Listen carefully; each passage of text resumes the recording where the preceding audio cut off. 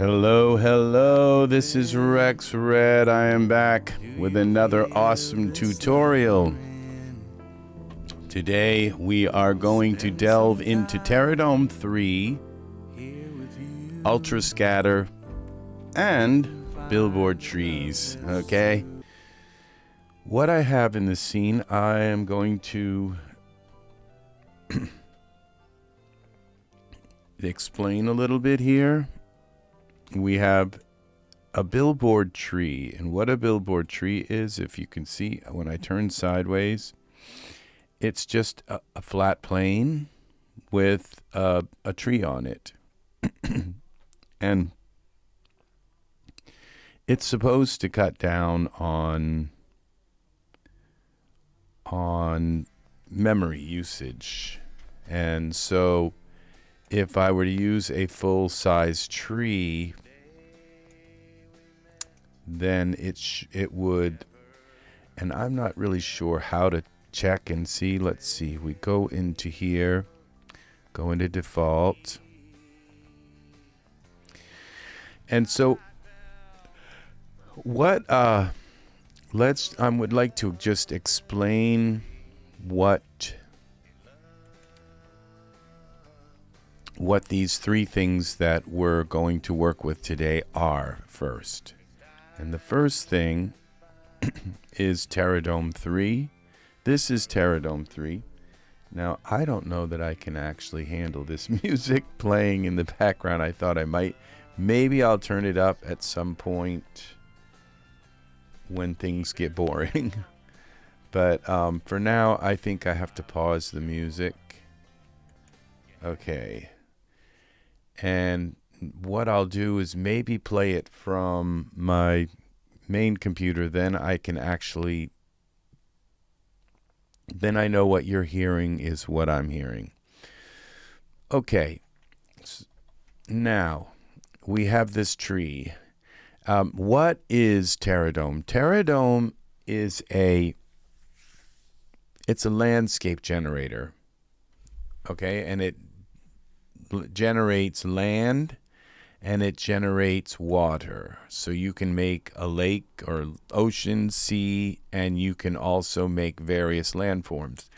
What's really cool about Terradome, and so is it has three props. It has a water prop, it has an A zone and a B zone. And when I select these, I'll put these two into a group, and we'll call this group land. And so when I don't think I got enough sleep last night, but yeah, I was up till 3 in the morning and now it's 8. 5 hours sleep. Okay, so when I click on this, it takes me out to, zooms me way out when I click on the group now, and this is the A zone. The A zone is where where you're going to put your activity in the scene, like your figures and maybe a house and garden and land and all of that. You're going to put that in the A zone. Now the B zone is this. This A zone is pretty big, so it's not like the A zone is not like a small matter here. Okay, I'm going to put a sphere in the scene so that I can get back to the center. Okay, we're just going to put a little sphere. And if you notice, there's a little square in here. And that little teeny square, if I hide the A zone, this little square, when I zoom in on this sphere, this little teeny square in here, we zoom in on this sphere, and that is this. Oh, we zoom out. Can't really see it. Oh, we're going to go into texture shaded mode. And that's this square here. So this tree is actually fairly large. You know, it's a tree. So a person's, if I were to put a person in this scene, they would probably stand about here, you know, and about yay high, maybe about this high. So this tree is fairly big, And so this square and this square, if a person stands here, that could have a whole bunch of people standing here dancing around, or a scene, or this could be about the size of a living room, this square. Actually, quite a bit smaller, really. So this square here is is really a good staging area for your scene when you figure a person's going to stand about that high. And then we turn this A zone on, and we go and zoom back out again to the land. And so you can see this square here.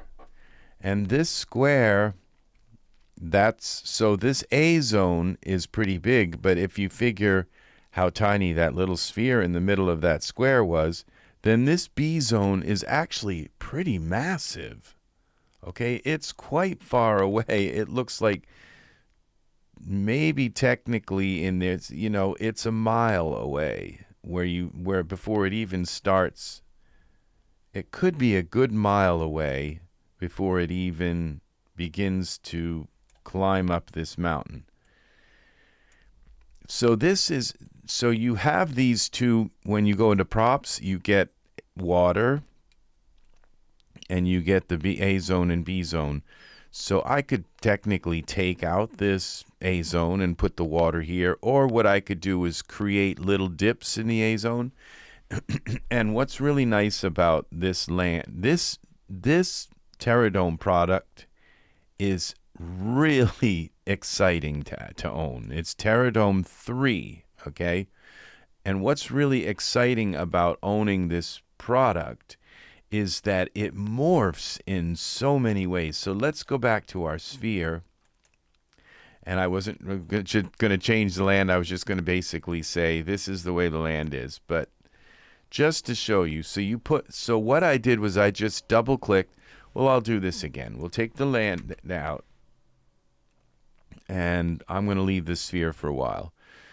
Now I'm just going to click on A zone. Okay, and what you get is a plane, and then B zone, and now we have the A zone and B zone, and it doesn't look like very much. And if I were to go into Iray, it doesn't look like anything. Okay, it looks like you just have nothing. But when I click on the B zone and I go down into here, if you buy all of the add-ons for Terradome, you get canyons, rugged peaks, low hills, abyssal plains, Black Mountain, High Pass, Mountain of God, the Fire God. You get Mountain Pass, Overlook, Shadowmere. I mean, just look at the different types of mountains that you get, and hills, and every kind of thing you can imagine. And now when I slide this along, I'm going to go into texture shaded. This is the B zone. This is the zone that is out, that like a mile away kind of thing. So when I slide this up, suddenly we have mountains or hills, okay, or mesas. Look at that. All of a sudden, boom, you got those. And so we're going to go back to reset. I'm not sure if there's a hotkey to reset, but and we have a mountain range, okay? And then we have, so we reset that, and Rocky Hills. Okay. This is like really, really nice. This ability to just morph, and you can mix and match these desert peaks. So this is really beautiful. And so let's go with the desert peaks. You got eroded mesas. They can go down into canyons, and that's where you can utilize the water. All right, then you have this A zone, and when you go to the A zone, you have the same kind of thing. So I can turn this A zone into a valley, or I can turn it into reset. We can turn it into Mount Olympus, let's see, steps.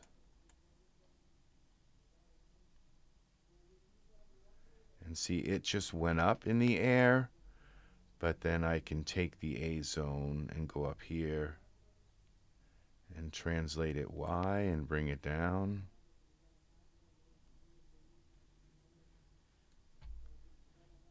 And we just realign it here to this. But okay, this is the steps. Don't think we want those steps so high. The steps.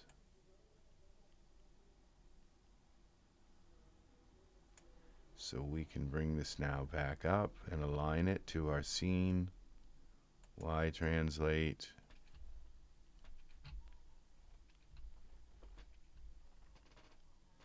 So as long as you can see pretty much what you're doing, I think I'm going to bring these steps down again. I think what I just want to do is make it like a rough terrain or something, so it's not necessarily, okay, this is what we're working with the A zone again. Look at the A zone has a ton of stuff. So the A zone is the close area, and that you're going to be kind of in, and the B zone is far away. So the thing about this, that's the drawback from, okay, let's reset the steps and let's just add, what's this desert ice desolation? Okay, we don't want that. We're looking reset. We're just looking for something eroded. It says eroded. No, not steps. We just want, what about wilderness? No, see, this is like the far away aspect of it. And we're thinking about something more just to make it look rough. Noise center. Yeah. Maybe not too much, but oh, noise center high res is nice. Reset.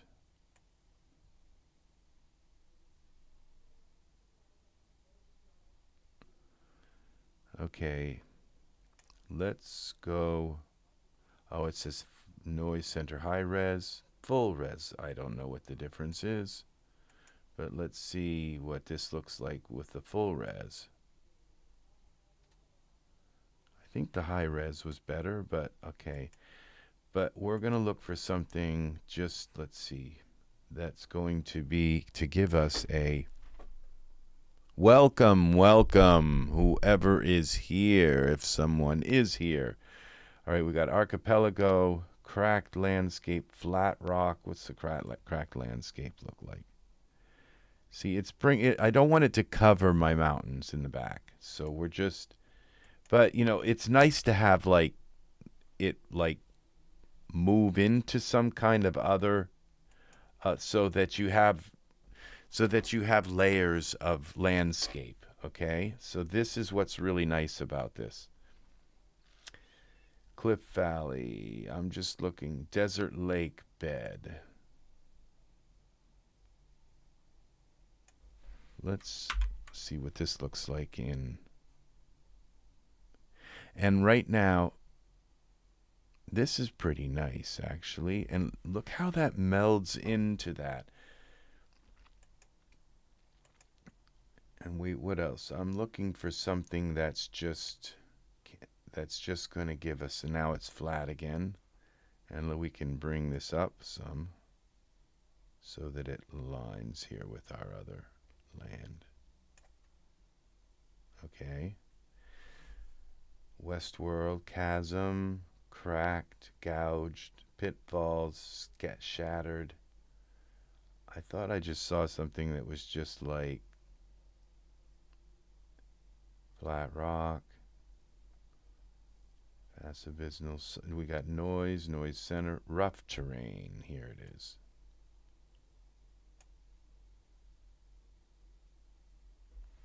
Right, this is too much.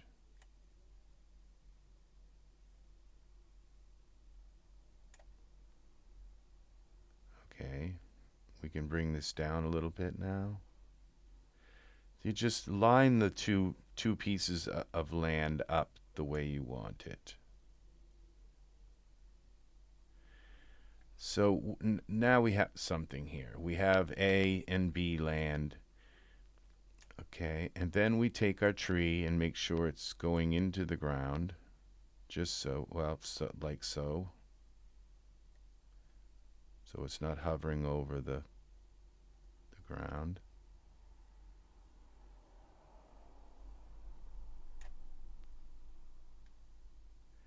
And we can get rid of this sphere for now. It's just a distraction kind of thing. Now I'm going to bring my camera up and come back a little bit so we can see all of this. And look at what we have here. We have this land with a tree in it. I don't know if that's actually in the ground. Let's see now. See, that looks like it's actually in the ground. So we have a tree growing with this land. Now the only problem, then this comes with materials, and so I click my A zone and I go down through here and I have these materials. So let's click one of these. Let's try this for the A zone, and the B zone will go with, say, this. And so it gives me all these land options, and these are the same things. I think we'll go with the B zone, one of these. This is distant. And the A zone, maybe we'll go with the desert kind of thing. Just something, okay? So the problem is that what we have here is this, the B zone doesn't have any trees on it. So what we're going to do is take this tree here and this flat tree, if we take this land, and this is kind of weird, this our side view of this is the kind of terrain we've created. It looks pretty good from this angle. It's just kind of clay looking thing, and we can put grass on here. So I'm going to zoom out a little bit, and the problem is the A zone has no grass and the B zone has no trees, and we could put a few trees in here, just scatter them 3 or 4, 5, 6, maybe 10. That wouldn't be that hard to place like 10 trees in around here if we wanted a good amount of trees. And 10 trees is quite a lot, actually. You know, in your front yard, you might have 2 or 3, 4 trees. You know, 10 trees is a lot. So, because they grow so big, they grow taller than a house usually. And so you just want maybe 1 tree in front of your house, or 2 maybe, and a couple in the backyard. And if you have a whole forest, they're probably going to be birch trees or something that aren't very large, or fir trees or something. We have now this situation here. So this is the problem with where you have this you have this land that you can create these mountains. And I believe that with the mountain B zone, I think there's even ice, like ice caps and distant ice, where it looks like ice. I'm not really getting that effect from this right now, but there's a way to make that effect work.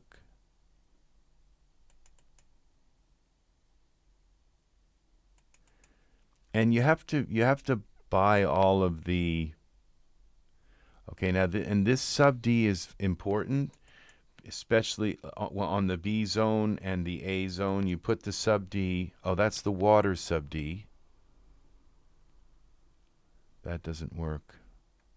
Okay, we have tiling here, and the finer tiling. So we go A zone.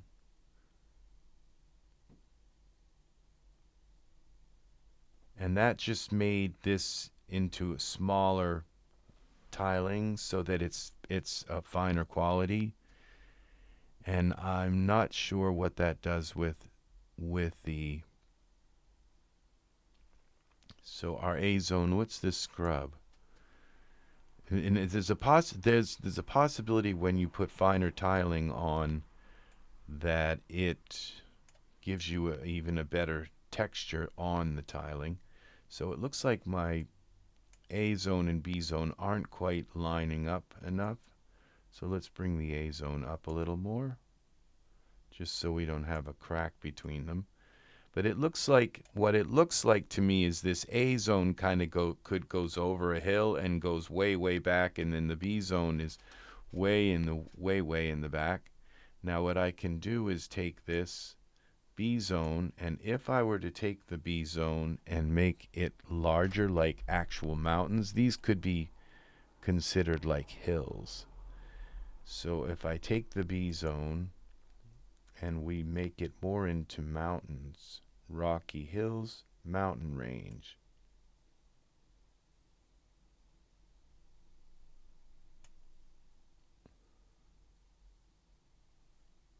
Okay, we want to go a little lower than that so we have a sky in our scene. Okay, so we have a mountain range there now.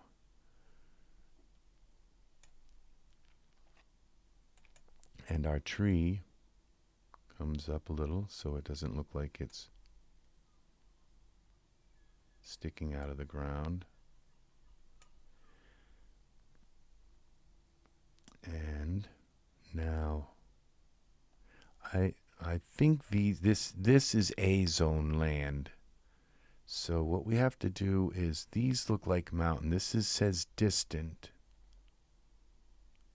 Desert.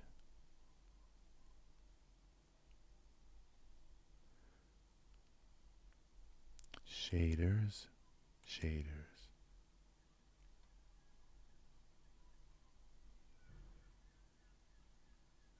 Terrain shader base. Let's try this on this P zone. Well, I think we got to go here. Yeah, the terrain shader base. And so I'm not exactly sure, because I thought there was a way to make it look like these were, there is a way somehow to make it look like they're like sandy peaks and all. Desert.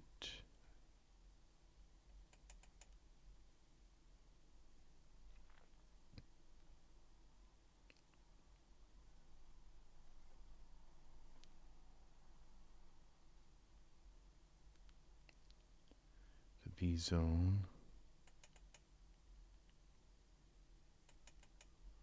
This is green. I'm not achieving the effect that I'd like to get from this. I'm wondering.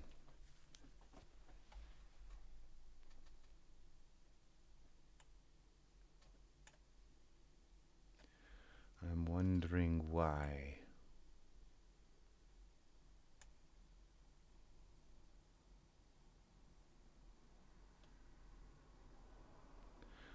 All right, now these are sub D, which you put these on the mountain, this sub D3, and then our mountains are going to look a lot smoother, like they're made of a better. Now look at this. This is like really nice. This looks very realistic. Okay, so I think I'm going to settle for that, and we'll put the sub D on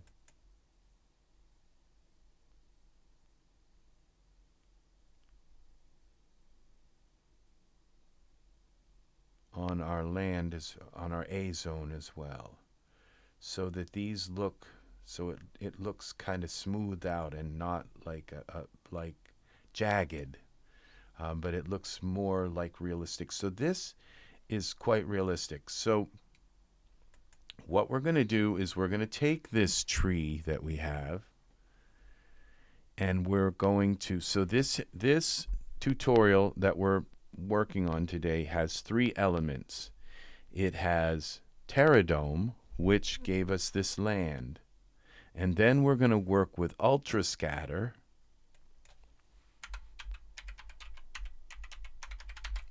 Okay.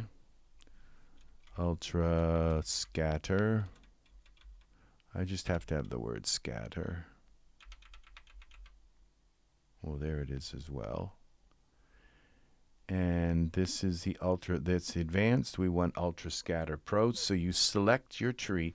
Now the thing is that this is my seed tree. So I'm going to take this tree actually, and I'm going to put it down under the ground, because I'm going to want my characters here, maybe a little farm ranch or something here, and I'm going to scatter grass on here. So I have to have a camera. So we're going to create a camera, and we'll use the camera from, I can move the camera later, but we're going to create it, copy the active view and accept. And I zoomed out away from the tree. I know basically how tall the tree is, so a human would be probably this tall, and the tree was like fairly tall. The tree is close, so it's bigger than it will be far away. So this is our camera. We're going to look through the camera, and it looks like the same as our perspective view. We're pretty close to the front. Actually, let's zoom in right so that we're right on the front, in the front. Okay. And just straight up a little bit like that, I guess. And this is our world here for now. Actually, I might want to go like this and zoom out even a little bit more, just so that it will populate more of an area. And now this B zone, I think I will bring the B zone down a little bit here, so the mountains aren't quite as tall. Yeah, this is our sub D.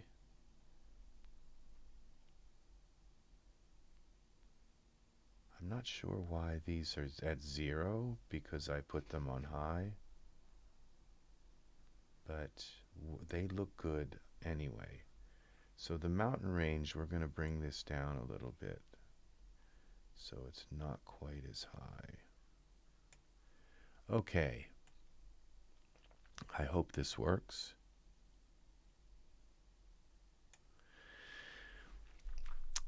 I'm going to select our tree, which is under the scene, and then I'm going to go and get rid of this 9, and we have Ultra Scatter. So we're going to select Ultra Scatter Pro, open it. We're going to restrict it to our camera view.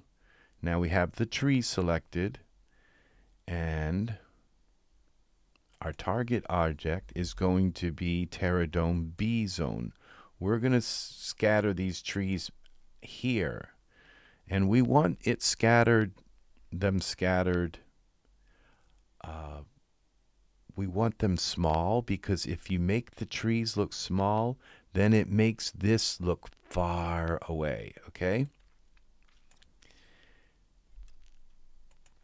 Distribution. So we have this an entire object, scatter limit to number of instances. I think I want to put, let's try 3,000 trees.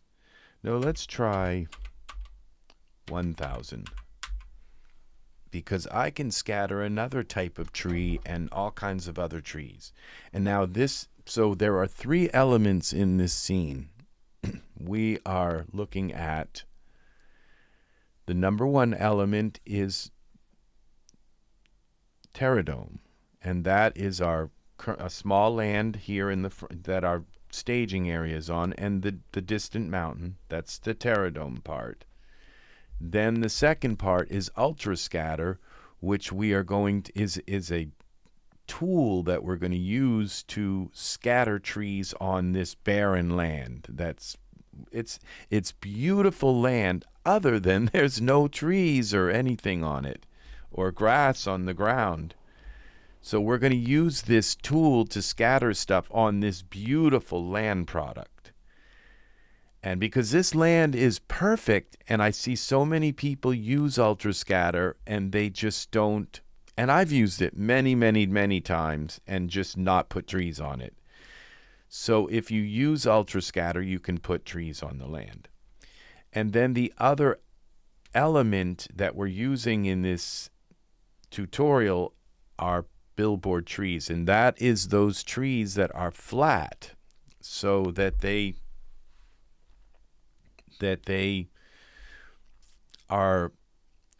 don't take up a huge amount of memory in your system.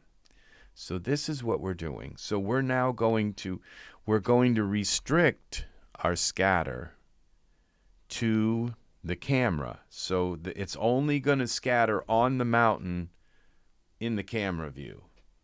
That saves us a lot, so that it's not scattering trees off to the side where you're not even going to see them in your camera image. So now this minimum and maximum elevation, this we have to go with, I think, yards. Units are yards. Okay, so we come in here, and now our elevation is in yards, not centimeters. Because if you have it in centimeters, it has a limit of like 1,000. I think it's 1,000 up to 1,000 yards. I'm not sure exactly. But see, I've never really gotten this to work correctly because I didn't know about the units. And now that I know about units, it allows me to scatter trees on a mountain, rather than, because every time I tried to scatter the trees on the mountain, it wouldn't scatter the trees. So I ended up making everything miniature, and then I was able, so I had to make the mountain real tiny and the land real tiny and my figures real tiny until I learned about yards. Now, about this units. Now, it could be feet. Let's actually go with feet, because I think when they measure mountains, okay, there's like 10,000 feet. So maybe we will go with yards, because we're only, I don't know theoretically how high this mountain is, but let's go with feet, and I think 1,000 feet would probably take us to the top of this mountain, theoretically. So 1,000 yards would be, I don't know, maybe to the moon. I'm not sure. That would be very large. So now we go into elevation. So this is the minimum feet. Minimum feet is 1,000. Let's just try this, and minimum feet. I'm not sure exactly what this means. So we're going to use this Perlin.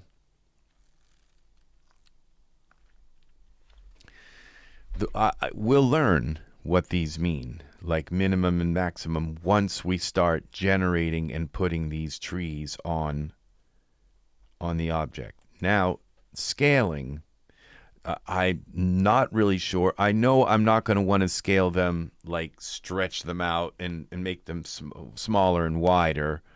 And I'm not going to want to make them deeper, because they're a plane. They're a flat plane. The only thing I'm going to want to scale is how tall they are. And I'm thinking now the Y.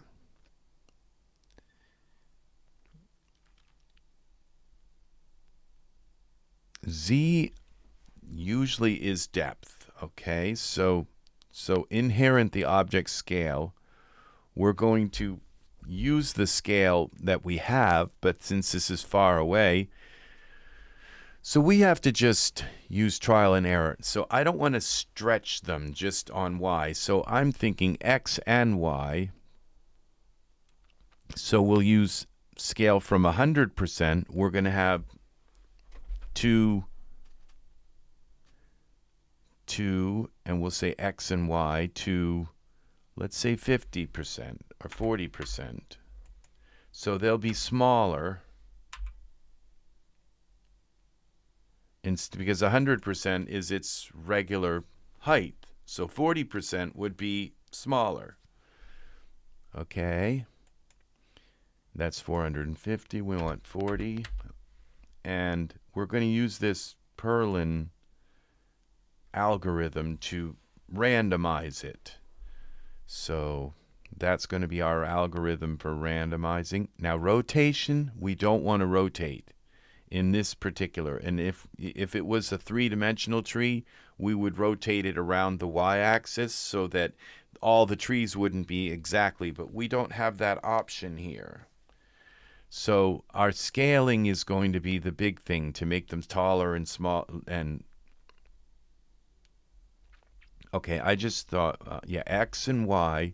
X is this way, Y is that way, Z is in. So we're not going to scale them. We want Z to be 100%. You can't get any thinner than a plane. So I believe this is it. We're going to scale it to our camera. We're going to put it on this B zone. We're going in feet. And this is our scatter object. You have to have the tree selected. It's hidden underneath our scene. So that's the seed that's hidden under the scene. It'll stay there. It doesn't matter that it's hidden down under the scene. So we're going to scatter it now and see what happens. And the thing is I don't want the trees all the way up to the top of the mountain. I want them to kind of stop somewhere around here and maybe not go all the way down to the bottom also. So we'll see. We just want them to scatter along in that Perlin pattern, and all we are scattering is 1,000 trees. And you think, well, that's a lot. Not really if they're going to be tiny. We want these trees to be tiny, and this is going to give us an idea of how far away this really is.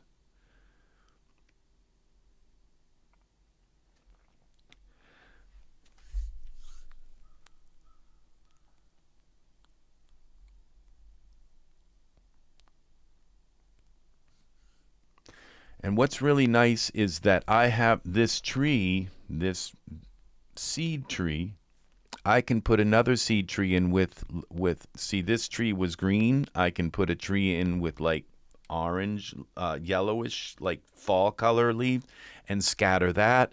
And then I have other versions of this tree. So I have trees that are shaped completely different. And so I can scatter a bunch of them and use the same kind of, okay, now it's scattering the trees. Look how this worked. See this? Now I know, by just trying this out, I know that it scattered it right to the tippy top. So what I can do now is open Ultra Scatter, and it's going to take me back to all my settings. It's going to remember my settings. And now I can say, so this, I like this. Now, let's close this for a moment, and let's see what this looks like in Iray. I'm very pleased with the way this worked for the first time using it. And look at this. So this is really, really, really, really, really, really nice. It worked. And they look like trees, and they look like different size trees. And if you notice that the way it scattered, some of them it made thin, some of them it made wide. So it didn't just scatter the X and Y together, the Y and the X together. It scattered them. Some of them it scattered them, made them thin. Some of them it scattered and it made them wide. So maybe 40% is a lot to go down to thin, but these look pretty nice. So I would say the trees are too large because I would like them to be smaller to make the mountain look even smaller. And if we go into our perspective view, let's go to 9. And what's really nice is you can still see these trees in texture shaded mode. So it's not like they're just invisible and you can't see them. And now let's click on one of these trees. And you can't click on them because they're in these instances. It's put them in these groups. But I can possibly click on the instance. Let's see if we can get up closer. No, it's not going to let me do that. So we're going to click on our seed tree and come back in here and up again. Okay. So, and there are too many of these trees because I want to be able to put in other trees as well, and they're overall too big. So let's see if I can zoom in and get real close to these trees and look, zoom from the top. Okay, it looks like we're here, but when you look down, that's when you find out like you're still not there, but we are kind of here. You can tell they're flat. I just want to make sure that it's actually putting them on the ground and they're not hovering over the ground. And it looks like it just perfectly set these trees on the surface. This is like really beautiful. Now, can I go below this and look up and see if the trees are actually sticking through the bottom? No. See, they're just like perfectly set. Ultra Scatter works. And these trees were made properly to do this with. So now let's go back to our camera view. And I'm going to lock the camera view so I don't mess up the camera view. So we're going to go Edit, Object, Lock. Okay, so now we're going to click back on this Ultra Scatter Pro and go back into Ultra Scatter. We're going to go to Scaling, and I'm going to go X and Y Scale, and we're going to go 50%. No, let's go 75% for Y, and X 75%.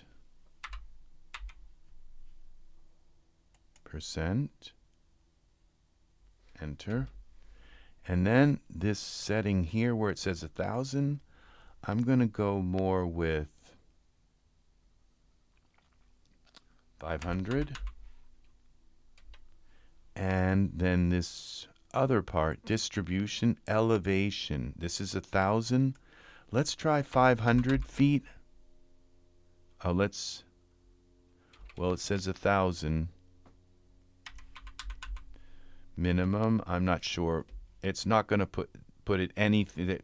It's not going to put trees below.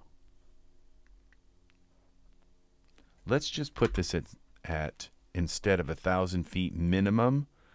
We're going to assume that that this land begins at roughly 0. So let's try putting it at like 30 feet. So we don't have them right at 0. They start up the mountain a little bit high. So we'll say 30 feet. 2, and let's go something narrow like 50 feet. All right, just to try this out. Okay, surface scatter. And if they only go up about this high, then we know, oh, that's 50 feet. And so then we say, well, let's try 60 and 70 until we get them up like into a certain. We don't want trees up on the peak, because the trees sometimes just stop growing when it gets really into the high elevation. So this is going to make the trees smaller. There's going to be fewer, so we can scatter other kind of trees. And it's going to make the trees, and hopefully this elevation thing will work, where this isn't high, 50 feet high. So we'll see how many. So this feet is what you want to use for a mountain of this size, because the feet took us all the way up to the top. And the centimeters, we would have, if it had been 1,000 centimeters, the trees would have been this high.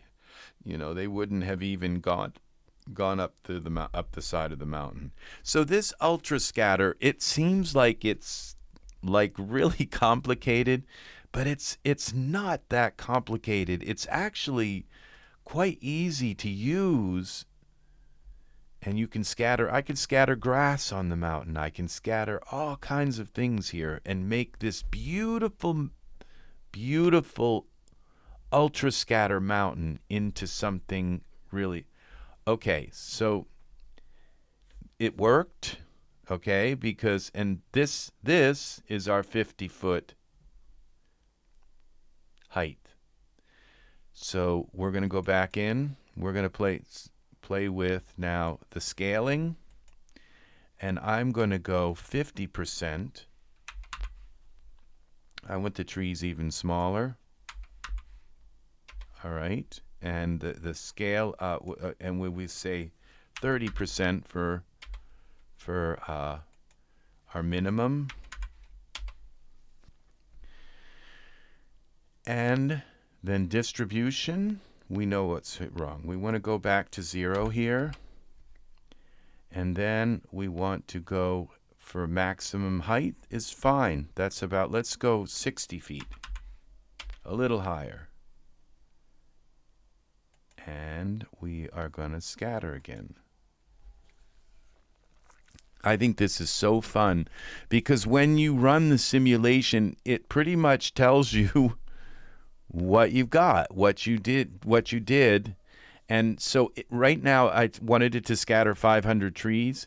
It didn't scatter 500 because the area we gave it to scatter was too small.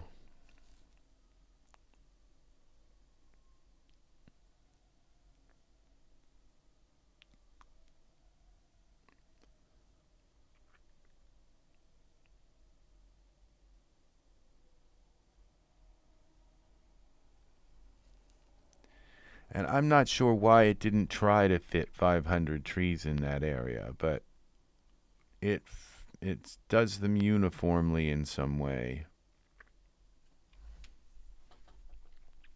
So the trees should start down about 0. Maybe we'll start the trees at like 1 or 2, so they're not just right at the bottom, but maybe they're fine down there, starting at the bottom and going up.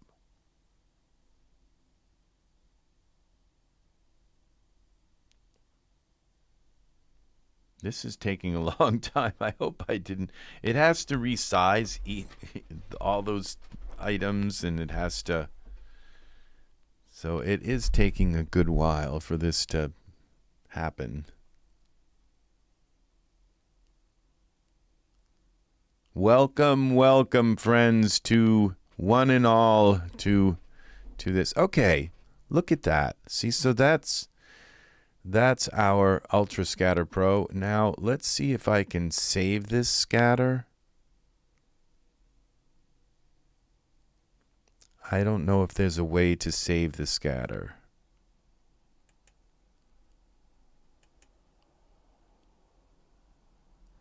Because I don't see it says where it says export settings. And I don't know what this limits scatter to. It's like entire object or just terrain. So, but this worked. Okay, so that was 500. So now what we're going to do is go back here to our trees. Default, scatter. And we're going to bring a new tree into the scene.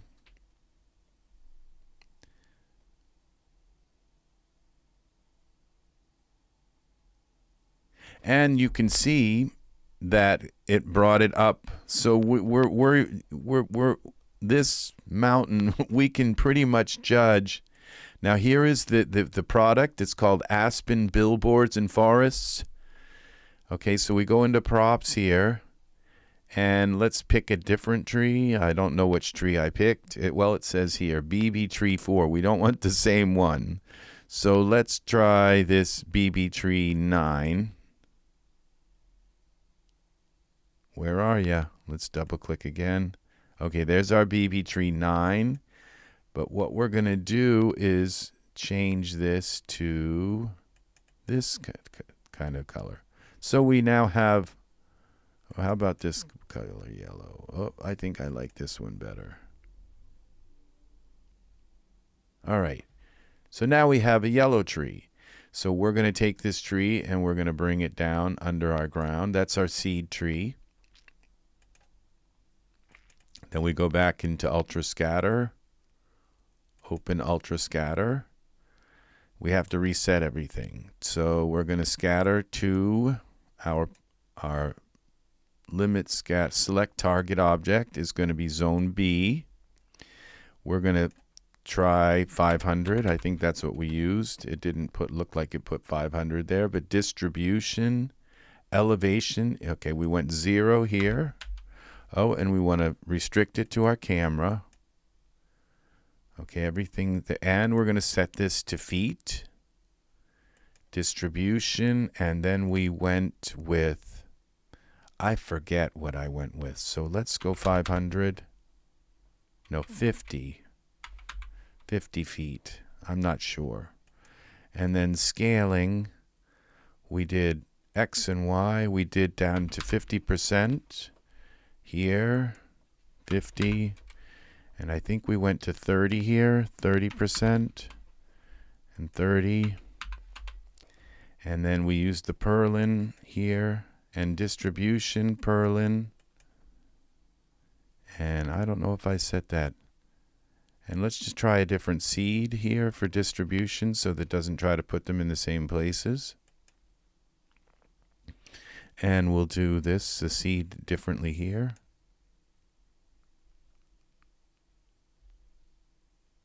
And we're not going to rotate them.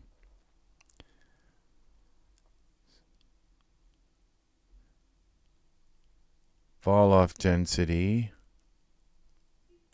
Let's check that. So they'll be tinier at the top, maybe.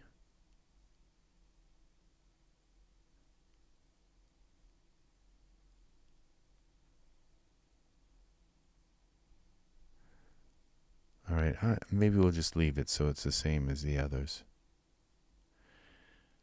Well, we can always change it if it's not right. So now we're gonna put in some of these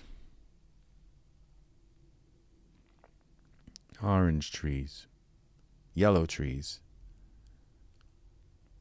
And these are gonna have size variance. And the illusion is that these trees, they look round, but they're not. They're flat. And that's what makes them, so we can put thousands of them in here. We're not up to 1,000. It looks like maybe there's 100 here. So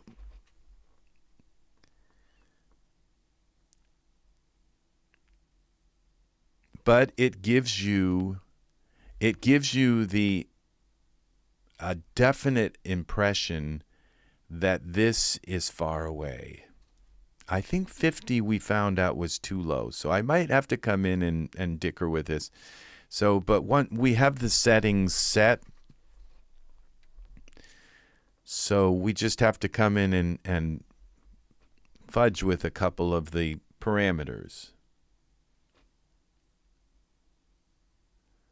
So I really enjoy using these tools. Ultra Scatter, every time I think, oh boy, let's use Ultra Scatter, it's like, it's exciting to me. Ultra Scatter is really a fun tool. So,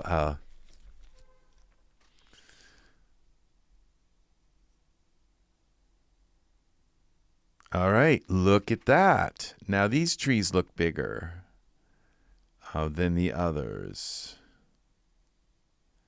I don't know that I did this right. So we can just go back in and scaling. Let's say X size. Let's go to 40. X and Y, 40. Oop, that's 40. And Y, let's go to 20.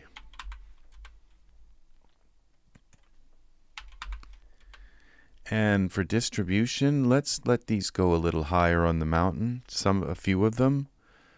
So maximum feet, let's go 60. Or just 55. All right. And what was the other thing here?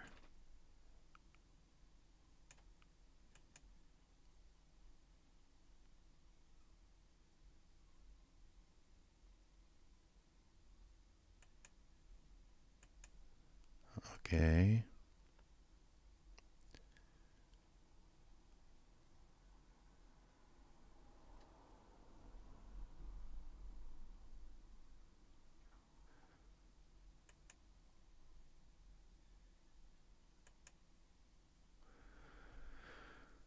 Okay, this is a seed. We're going to change the seed here.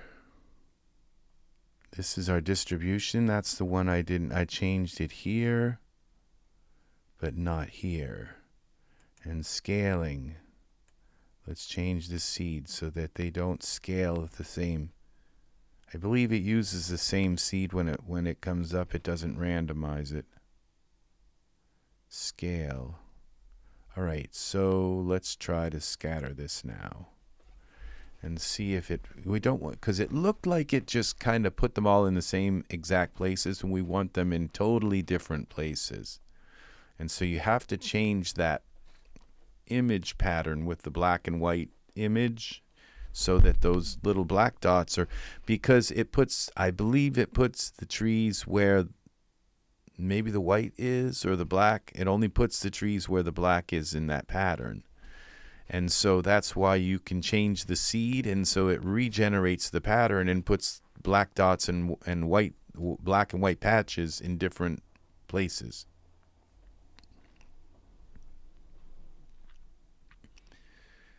I would think that the yellow tree would have a fewer leaves because maybe some of the leaves have fallen off, so they would be less voluptuous as the green trees. So you wouldn't expect them to be larger than the green trees.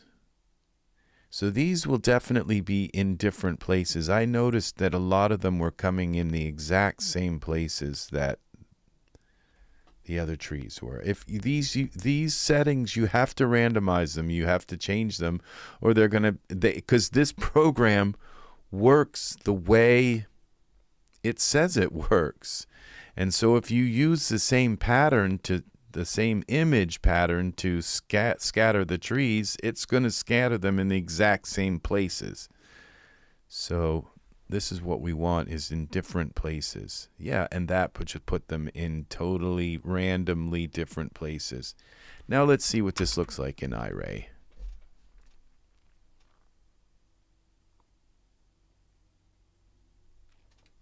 That looks like it kind of does it. And Now the thing is I would kind of prefer, let's see what happens when we take this, open this back up, and instead here we go with 2,000 trees.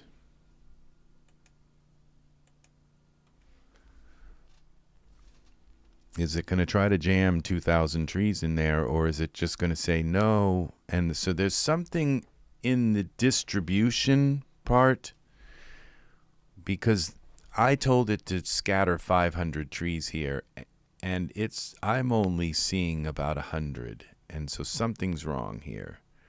And I'm also wondering if these trees are still too large.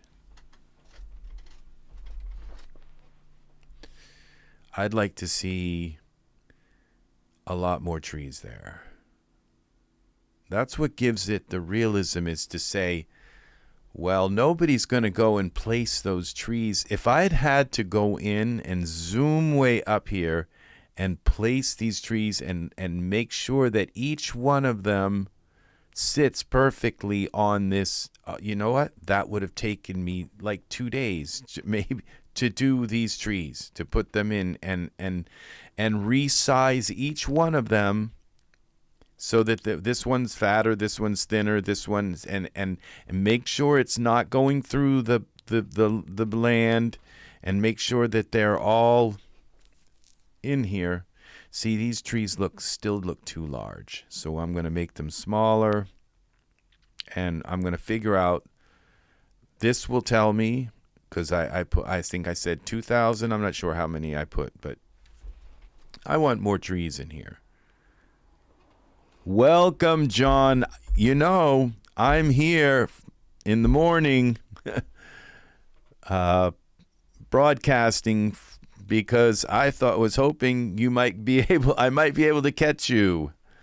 So I hope you're enjoying this tutorial.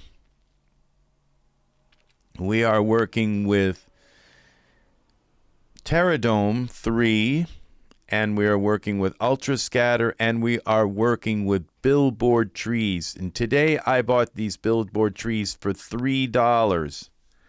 And so it's my first Billboard trees. I think I've had some Billboard forests and things like that, these round kind of cylindrical things that you can put in the trees. I got 5 hours sleep last night, so I sleep a lot. I am somebody who just does not skimp on sleep. I will do this. All right, so Terradome 3 I can talk to you about. If you don't own Terradome, you don't buy Terradome 2 or Terradome 1. Okay, that gave us a bunch more trees. So I think if I just set that up to really a high number. So these trees are too big still. So you want to buy Terradome 3 only, but you want to buy Terradome 3 and then you want to buy every bit of, that was 2,000. So we're going to go up to 5,000 trees. Okay, so, well, of course, you wait until it's on sale, and I would wait until it's on, like, it's 60 to 80% sale. Oh, let's look. Let's look and see what's up with Terradome.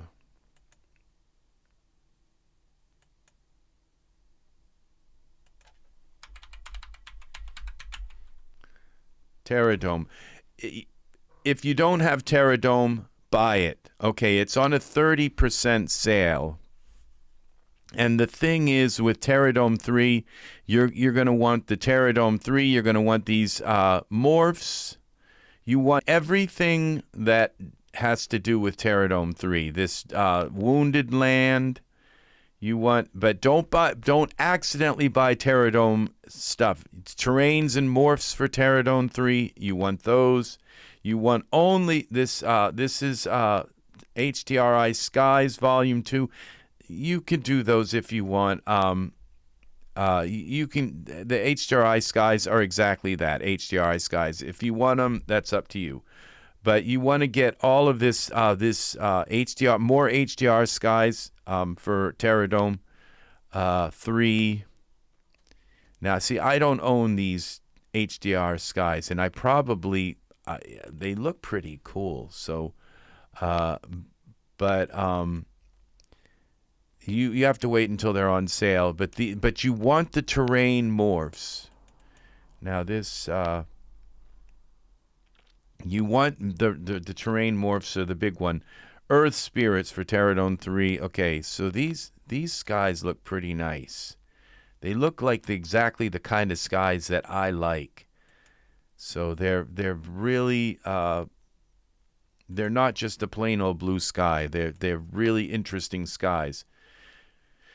Now we got Pro HDR here. Now the other one is, so you want the terrain morphs, and there was another thing that I just noticed. Earth spirits for Terradome 3. Now this one I don't own.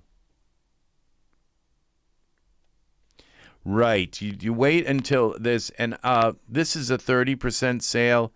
I think I would want even more of a sale. Unleash the primal eons of long slumber. Earth spirits is unique, very different kind of morph for terror. These manifestations of primordial nature have slept so long that the land has moved around them, embracing and encompassing them. Eagle's reach. So these are pretty nice. These are, but they're it's up to you if you think you would ever use something like this. It morphs the land. This looks possibly like an A morph. Yeah. These are for your A land. I don't know if you caught, but they look pretty good. They're pretty cool. It's all a matter if you think you'd use them. But it's a slider, and boom, all of a sudden you can slide how much you want of these morphs, and these are, looks like these penguins, tigers, apes, and horses, and then we got grizzly bears. These are kind of nice. The horses are as beautiful too, having horses come out of the rocks. So these are really, really kind of nice.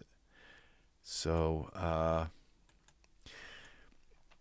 so the thing that is so cool about so we got Terradome here. So just Terradome 3, and the morphs, terrain morphs. You can see the terrain morphs. I have them. I don't have those particular terrain morphs. Now, where was that? This is here. I'm gonna add this to my favorites, and I'll buy it when it's down to when it's on a 70 or 80% sale. Now so the skies are up to you. I would really scrutinize the skies. Southern Lights for Terradome 3. I think these work really nice. I believe those are also HDRIs, but they might actually be. I've used these before. I think there's something more than that. These HDR Starfield skies, which I don't really like HDR Starfields because they usually aren't very good resolution. So I prefer a physical Starfield. So I can set so make sure the stars don't end up looking blurry. Now, unless I've used it as a backdrop. So but what you want now, this monumental, this is also, I believe, another one that I don't own. And this is for Terradome 3. Come on, Daz, you are slow today. Look at these. These are cool. This is for Terradome 3. These are morphs. Expand the fantastic world Terradome with monumental. See 10 unique, very different fantasy morphs. So this is, you can morph the ground. Oh, these are really cool too. I can't believe I didn't see these. So these just really make the ground look really cool. And this is some nice artwork. Oh, this is very nice. The skulls I could do without, but these are cool right here too, because you could imagine putting, you know, like a Viking ship in here, and maybe like some old crones with a like a brewing pot, you know, sitting on a campfire or something. And look at this. This is just so cool. And this is just one slider away and your Terradome 3 land turns into this. It's one morph and boom. These are very cool. This is really nice. I can't seem to get this sand effect to work, but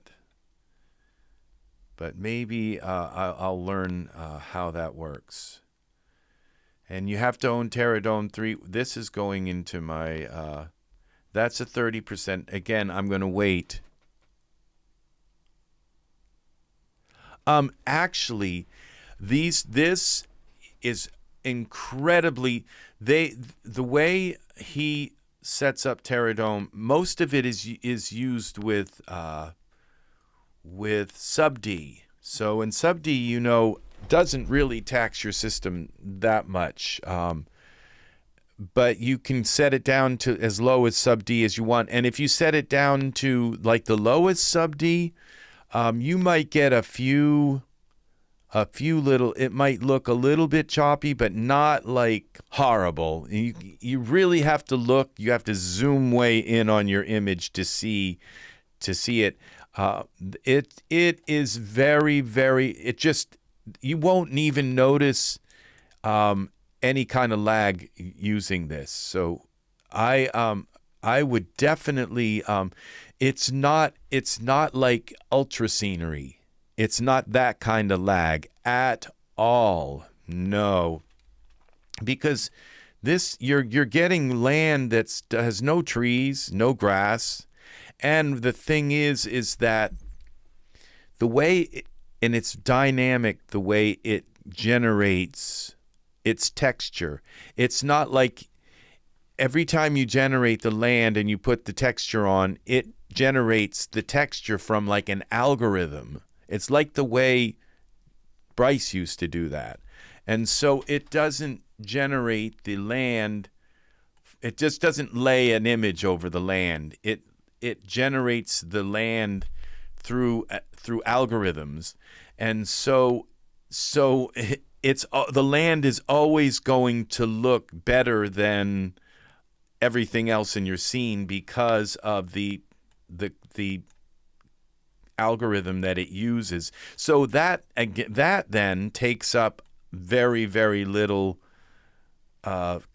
computing energy as well. So I want to go into scaling, and we're going to make these down to 20%, X scale, Y scale, 20, and the minimum will go at 5. 5. Okay, not 50, 5. 5. 5. And 20%. Okay, that looks good. And we're going to change the seed on the scaling. Okay. And I think they could go a little higher on the mountain. Let's go 65.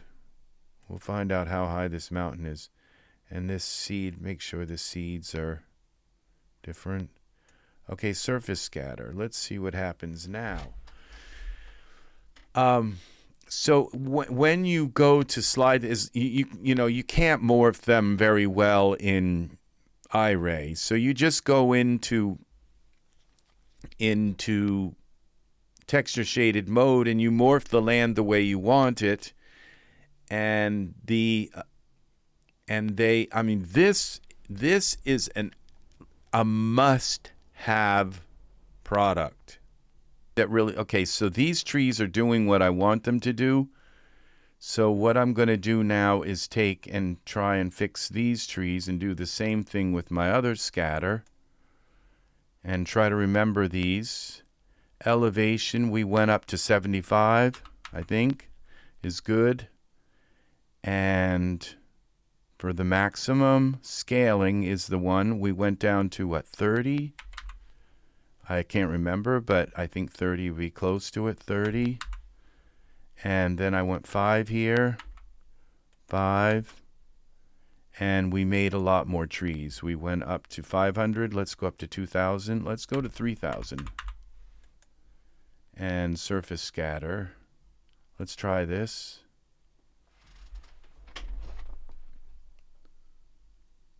I might need a lot more than 5,000 trees. So,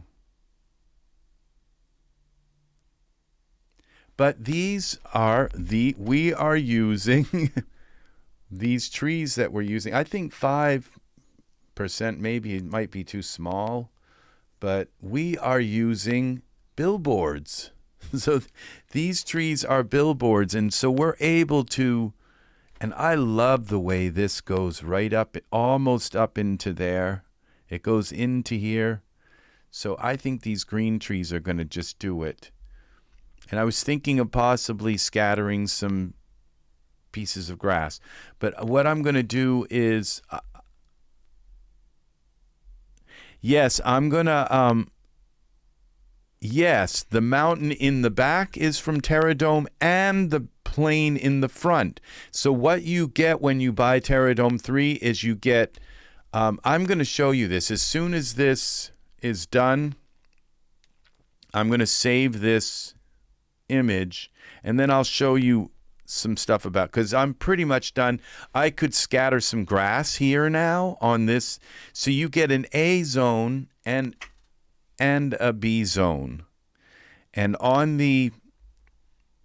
this is the A zone here, and you can morph this with, there's about 20 different morphs. You can morph it into like an ocean riverbed, or morph it with cracks, and morph it with, so this is the A zone, and this is a circle, and the little square that's usually have when you go into, there's like a mesh square that shows you your staging area.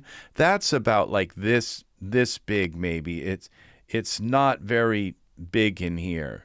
And so this A zone is quite large, and you can morph this into a basin, into all kinds of different things. And this is a whole separate piece. You can raise it up or lower it so that it abuts to your B zone. And then this B zone is about a mile away from the staging area, like literally. So it's quite a ways away. And then you can morph this, and when you are in, this is how it works. When you're in texture shaded mode and you morph these, it's like butter. The way it morphs into the different landforms, it's like butter. It's just beautiful, and then they give you all kinds of textures that you can put. This looks like Bryce Land. I mean, it really does. This is what you get with Terradome 3. It's and Terradome 3 has been out for a while, so this is, I think, what we're gonna be deal with. Now, what I can do is go to my main tree, and I could darken it. I think I can go to this. Which one is my first tree? This is tree number 1. I can go here to the surface, and if I have a brightness thing, I'm going to just do one more thing, BRIGHT, brightness. Where is that? Okay, it's right here, brightness manager. I love this little program. You open it up, and you can darken things and lighten them. So if I darken this tree, the green tree will be a little darker. See how it's getting darker? Yeah. So that's fine. Now I probably would rather have maybe put even 10,000 of these in here, okay? So that just fills this whole area. But it's okay. Now what I'm going to do is save as, and I will save this, and then I'll show you how it morphs. So this is called, we're going to call this,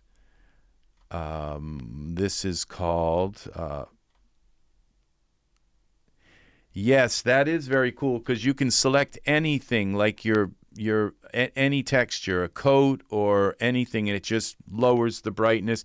Hair, you know how you get this you put black hair on a figure and it comes out gray, and everything you do, you can't seem to get the color, the gray color, that you can't get the hair to go black.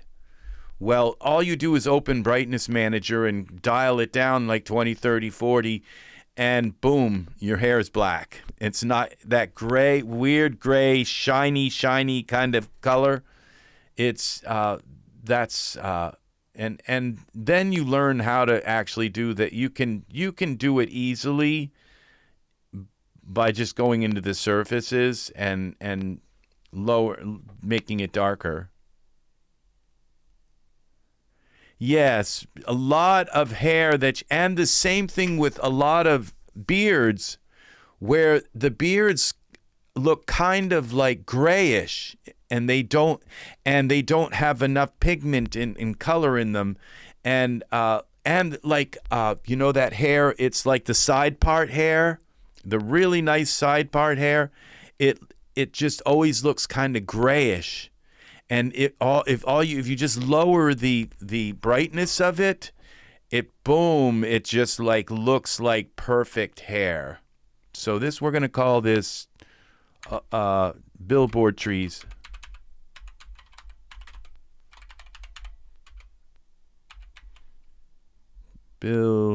I think it's BIL 1L billboard. I think billboard.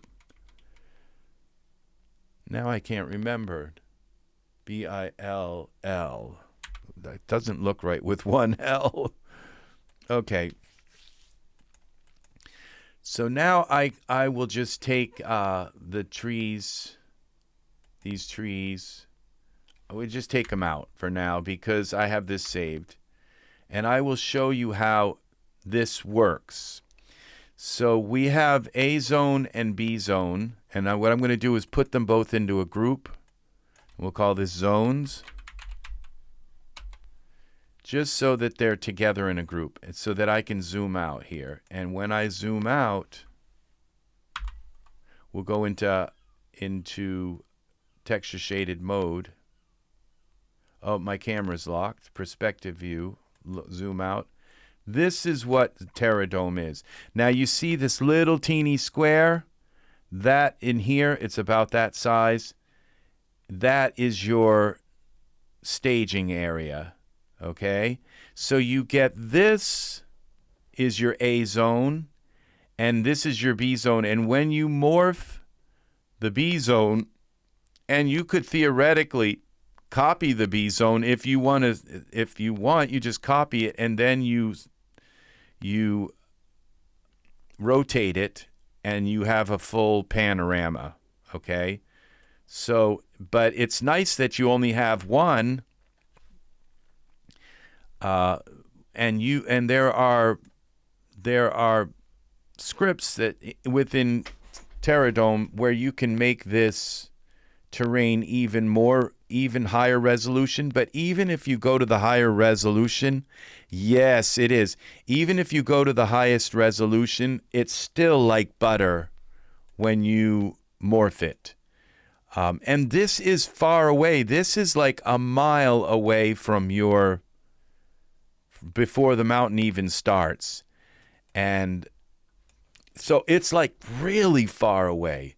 I mean, really, really, really. If you wanted to put a figure on top of this mountain, standing and looking down, don't try it, because you'll be zooming and zooming and zooming and zooming and zooming and zooming and zooming, and it's almost like infinitely far away, like the way that far away as the sky is in bright. Don't try to put somebody on the top of a mountain here, okay? Just find another way, find another peak. Don't try to use these peaks as a staging area. Just turn this into your peak.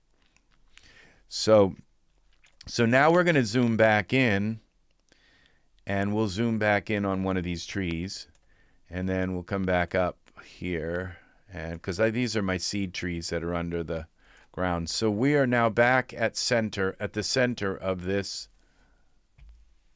It is huge, but it moves and responds, like I said, like butter. I don't mean to overuse that term, smoothly, okay? Let's just, now I'm going to show you how smoothly this works. And I'm going to turn on L. I don't know why it's not lighting up. Maybe I have to have a light in the scene. Let's put in a spotlight, it'll be underneath the, now maybe it'll work. No, I guess it is lit. So, okay, so I'm going to try to go up, and then I can see the ground more. I think that's the way to do it. Zoom out a little bit more, like this maybe, so I can see this. Okay, so I'm not sure why it's not very lit right now. So, okay, so let's take our B zone. This is the back zone. Now, this is when I have all of these morphs that go with it. So look at, okay, the morphs start right here, down to below visible in simulation. We got canyons 1. Look at this. Look how easy they move. And this is even with like a 1080 Ti or anything. It's going to move just like this. So and all of a sudden, boom, look what you have for mountain. This is canyons. And you can make them go down deep. So you got the positive and negative of them. Canyons 2. And you can just copy this land or just move the canyons up or invert it and then copy this whole B section, spin it around, and you've got a full panorama. And all you have to do is select it, and then you can, so we have dunes, okay, and we have hills. See, this is what you want for land. And the fact that you can use billboard trees, like what I've just shown you, is then all of a sudden you have this, it's like such a good feeling to know that if you need land, you've got it. You don't have to go looking through your files for a mountain range. You've got it. You've got it right here. And this is what is so nice. And now if you added those other morphs, the ones with the animals and eroded mesas, look at this. It's just beautiful, beautiful. And then we bring this down. Let's try some. When it Ultra Scenery, the Ultra Scenery XT, because this is for distance. This is your Ultra Scenery. This A part is Ultra Scenery, and then the B part is Ultra Scenery XT. Okay, this is the faraway land in Ultra Scenery XT. It's less of a hog. It's much less of a hog, but the thing is this A land, just think of what Ultra Scenery gives you. It gives you rivers, and it gives you, and this also gives you lakes. So what I can do with this A, now this is the A zone. So I've shown you, well, let's just go through the B zone and look and see this is how many B zone lands I have, because I've added those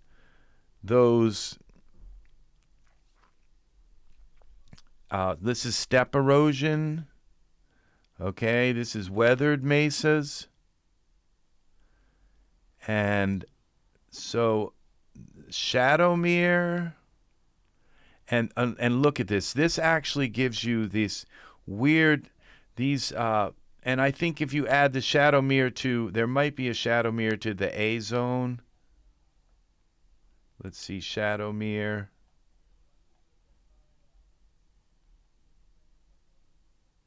You have to do them together, I think. RS. No, I don't see a shadow mirror, but there are some morphs that you have to do together as well. And so you have to morph them a different way, because this is obviously now when I take and hide this A zone, you can see this is a really kind of like Lord of the Rings kind of place. And so there is something you'd have to do to abut this land together with that. And I forget what it is. I think you have to open another program. Yes, it is. And so this A zone, B zone, let's get this morph back out. So I've shown most of them don't morph this weird, where they morph kind of so that you can still join the A zone and B zone. The weathered mass, let's get that here. And the step erosion, let's get that out. And there was this shadow mirror. Okay, so we'll just give this a regular kind of, twisting fjord. That's another one that's kind of weird. So, but you take the twisting fjord, and then you just bring your A zone up. Or you bring it down like that to hide this. So there's your A zone. And now the A zone morphs are the same thing, where you have hills. Let's see, hills in your A zone. And you have, so when you think about ultra scenery, you can't do this in ultra scenery. In ultra scenery, the way you would do this in ultra scenery is you would import a bitmap to get your own land shape. And that's like, where do you get this? There's no way to take and turn a piece of land into a bit. Like if I wanted to turn this into a bitmap, how do I do that in Bryce? In Poser? They don't give you can't just click on this. So it's really difficult to find terrain bitmaps. So this looks really, really, really interesting. This is troll land here. So, and you got sand ripples. So you can do really cool things with this land. And then you say, well, what does this look like when we go into Iray? And it's just like always surprising how really nice it is. So look at this. It's got, and if you notice the textures, it knows the height, that this is high, so it's got to have a different kind of texture. And it builds the textures for you. So it's just as smooth as could be. This is a really, really nice. So Terradome, like I said, just don't let it eat at you. Just wait until it goes on sale. But this is something that you have to have. You have to have Terradome. And you get down in here to this is your A zone here.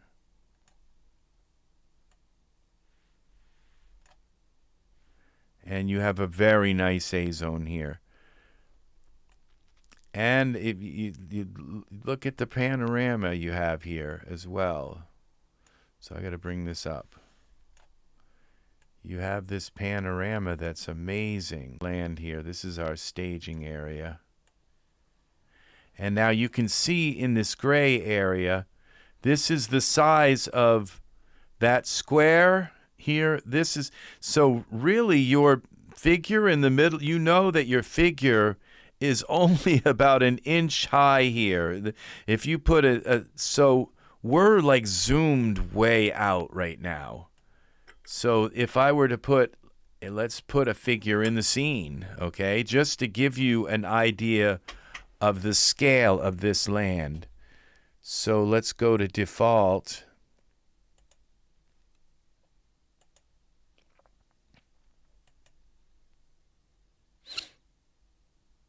Let's get rid of brightness. So I could select this land, this A zone, and just open the brightness manager, and then,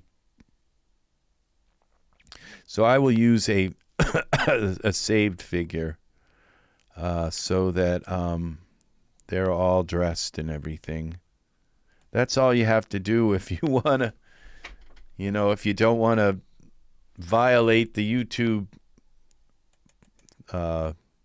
thing, is just create your figures. Okay, Alexander, he might be a Genesis 9 figure. I'm not sure. But let's go with a Genesis 8-1 figure.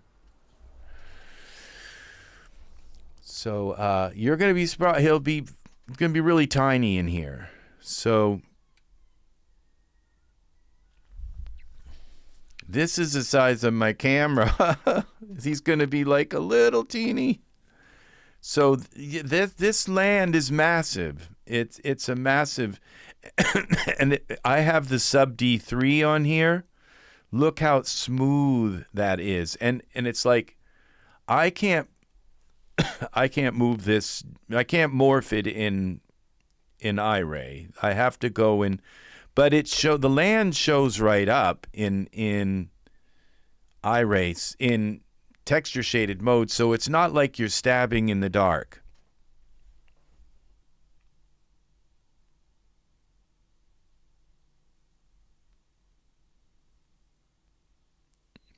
Okay, what I like is you can use these land areas and Ultra Scatter and come up with things similar to what you have.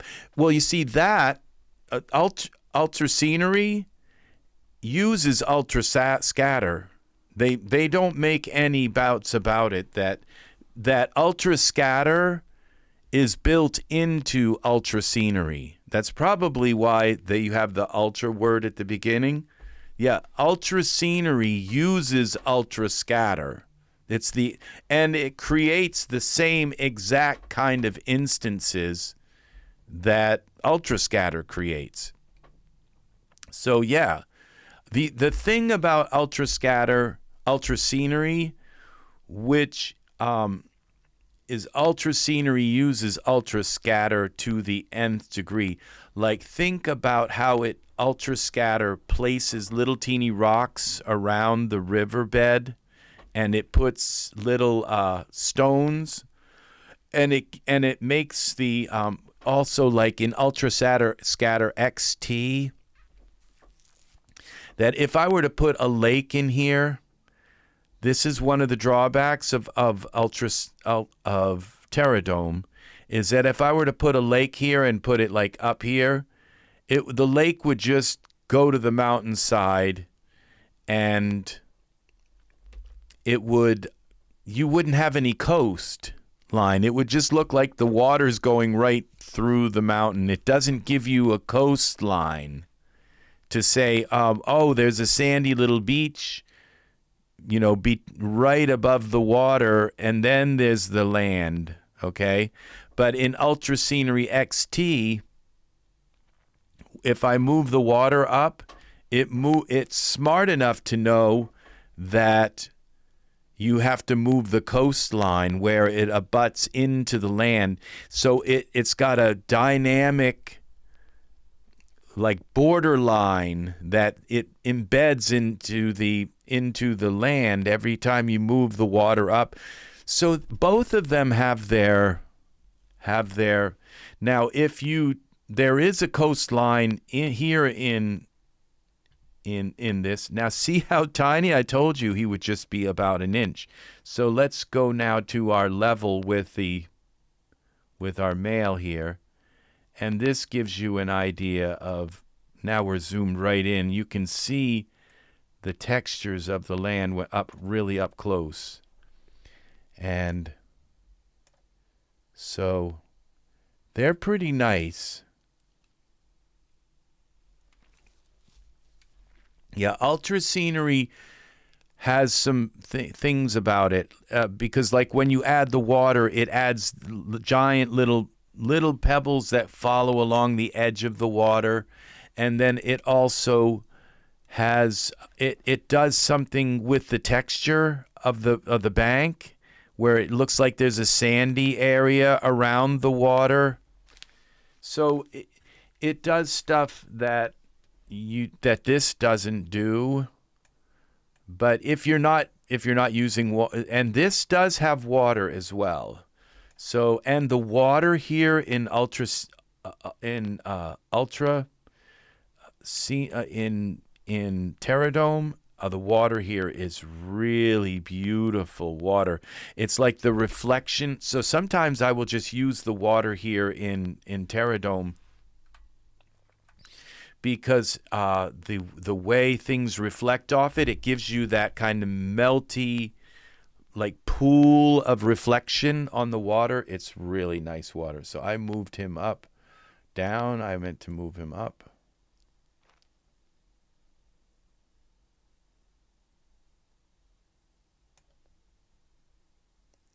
So he does have some pajamas on, some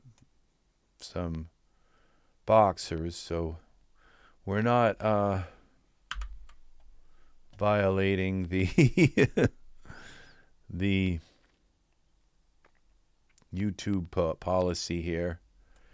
So he is now standing on the, so we have this kind of situation here. So what I will try and do is let's take out the A zone and let's add some let's add some of their water into this scene. So let's go to Terra, and back to default, Terradome. Now, I did buy some of the sky packs. Now see these 3 enhanced morphs, and those I think you have to select both A and B and then morph them, and maybe that's what I needed to do in that case. In this case with the fjord, you select both of them and morph it together, but I'm not sure exactly. I've forgotten how that works. And this is wounded land. That's when I go into here, this is reset all files. So this is apparently not one. There's one that is called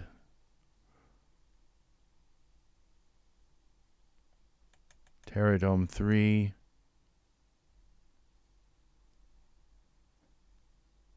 So this has just a reset. Okay, so let's go into Terradome.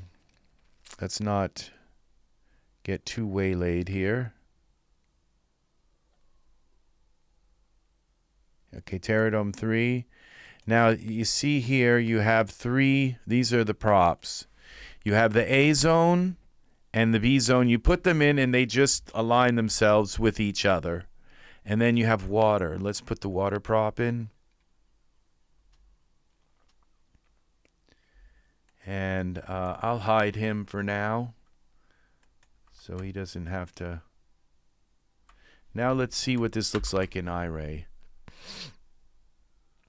And then they give you a bunch of water. And also, I believe that the water in Ultra Scenery is the same. They derive their water textures pretty much similar to the waters that are in Terradome. So why isn't this working? Okay. And so what I do sometimes, let's see, look at this water. See how really beautiful the reflection is on the water? And if it's the kind of morph, you see this takes this morph way down into, but sometimes the way the land morphs is it stays at 0 like this, but then it just morphs up so that the bottom has a yes, so the water is very nice. Well, this is beautiful water, and you put, and if you put like something like a ship on this water, the reflection it will leave in this will be, it will come into the, it looks like oil on the surface. It is so perfect. And I'm going to say that the water in ultra scenery is the same way. So what you can do is you can just take and put in your ultra scenery and just say, I don't want any trees, I don't want any grass, just put it in, and I want some water. And then once your ultra scenery is in, delete the land, delete the mountains, delete all that, delete everything, and just leave the water, and you can use the water in the same way. I can just delete this B zone and put any land here because I have the water. Look at this water. It's just beautiful. And not only that, you get shaders for the water. So they give you materials. It's not just one. And look at the difference. I can have choppy. Oh, I have to select the water. Choppy. See, they give you all of these. Yes, so you can just use ultra scenery water, and as you know, ultra scenery water. Now that's Clear Lake, so you have all these different kinds of textures for your water. Dreamscape, look at that. That's beautiful, and it's just so beautiful. And then you have also watercolors. Let's see, where are the water, I don't know what this is.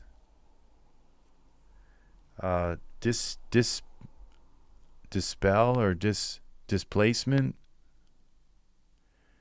Oh, this may be the resolution, because now it's kind of their big waves, and we'll go here, and then it makes it finer. So so all of your water needs get met also with Terradome. So I'm not sure. Okay, water height 30. Is this actually? Oh, these are how deep the waves are. So these are really nice too. This is a flatter surface. 10. 2 would be, in sub D. Then this is how soft. So you the surface of the water is. And tiling. This is the largest. Okay, I think these tiling have to do with, I believe, the texture. I'm not sure. So that if you want close up, it says for finer tiling for close up. This would be for mountains, so that the texture, because like I said, the texture is an algorithm. It's not like a 4K image that's laid over the mountains here. The texture is created by algorithms. So the finer, this is the finest, is number 1. So if you want the texture like on the ground, let's turn back on our A zone. I think I deleted my A zone. I don't know why I did that. But let's go back and put an A zone back in. Oh, because I wanted to put water in. I could have just turned it off. So we go now to the A zone. Let's take and throw this in with zones. And we'll turn the water off for a moment. A zone. Because we're right here. And let's give our A zone a some kind of fang crater. Okay, I have to do this with in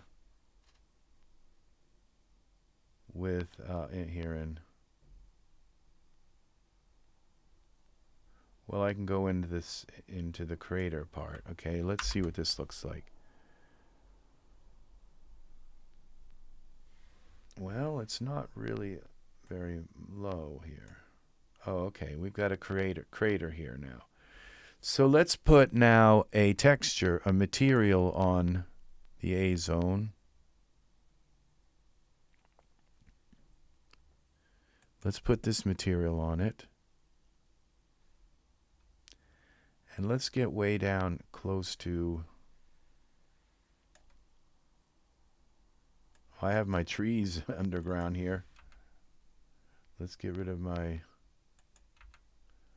Okay, let's see if we can get down so we're like looking right at the ground, like with a magnifying glass, kind of, so we can see what the texture looks like.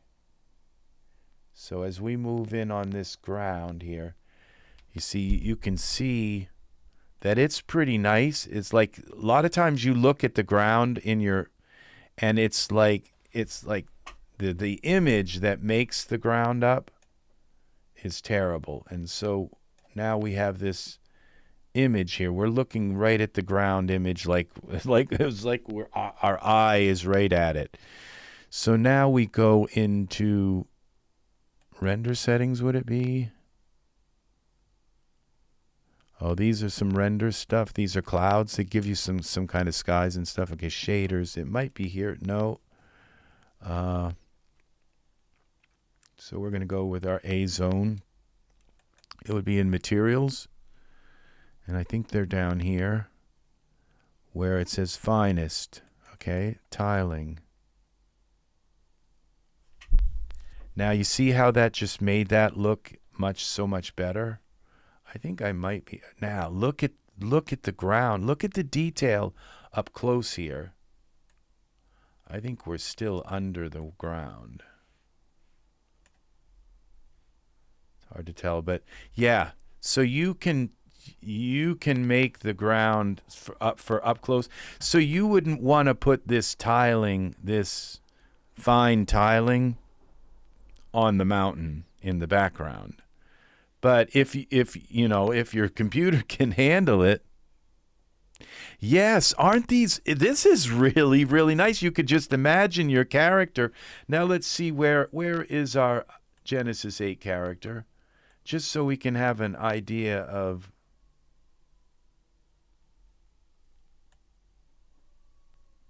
He's up here, I think. Where did he go? Where did you go? All right, let's zoom in on our character. Where are you, Genesis 8 male? Why? Okay, let's try turning this off and on again.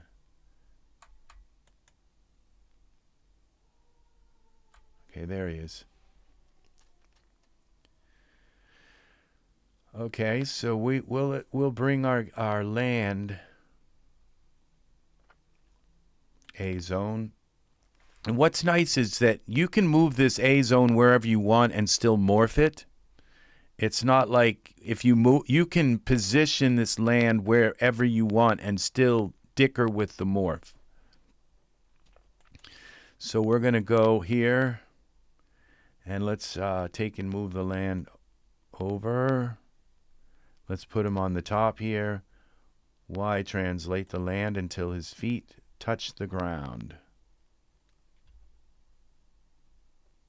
There it is. And let's X rotate it. Y translate. Okay, so now we go here. And then you can still turn on your B zone and have a distant land. So yeah, see, so this is pretty nice. Now if I zoom way in as far as we can here.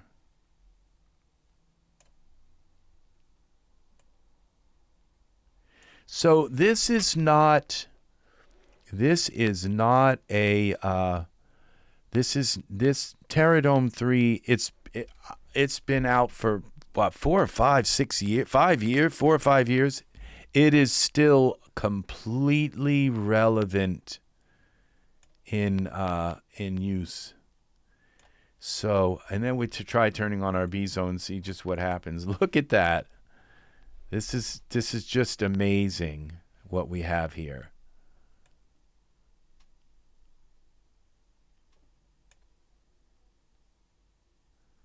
Yeah, it really is. So let's zoom out a little bit. Zoom up so he's looking up a little bit. So there is there we have it. And then they give you for your A zone. This is then you can also add like the sub D if it's not smooth enough. You've got different materials. You got grassy. All of these materials for your A zone, they're algorithms. So, and because they are, you can go down. I think you put that on and then you go tiling finest. And this gives you the finest. And so if you zoom in on this texture, you're going to see that it's pretty nice looking up close. And then you can use your Ultra Scatter and scatter some grass on here. And last night let's do some Ultra Scatter with this. We'll turn off the B zone for a moment. We'll get rid of the water. We've pretty much done the water. We got him standing on this grass. I've learned something about Ultra Scatter. Let's say Ultra. All right. That's the advanced one. We want Ultra Scatter. Okay. So I'm going to scatter some grass here. Grass. And there is in Ultra Scatter, there's a thing called attract and repel. And you see, maybe I don't want to scatter grass on this whole darn, A zone, okay? I just want to scatter some grass in around him where he is. So I'm going to look here in all my files, default, and let's find a grass model. Because I was going to do this. I was going to scatter the grass on the mountain, the trees on the mountain, and then I was going to come in and scatter some grass on the Terradome A zone. So we're going to look through here and find just some kind. Here's a good sprig of grass. Maybe this one. Well, let's see what else we have. This one looks pretty good. Well, we'll go with this one. We'll put this in the scene. All right. Now we have to hide it. That looks like it's going to be okay. Where's the size of the grass? It's kind of tall, big.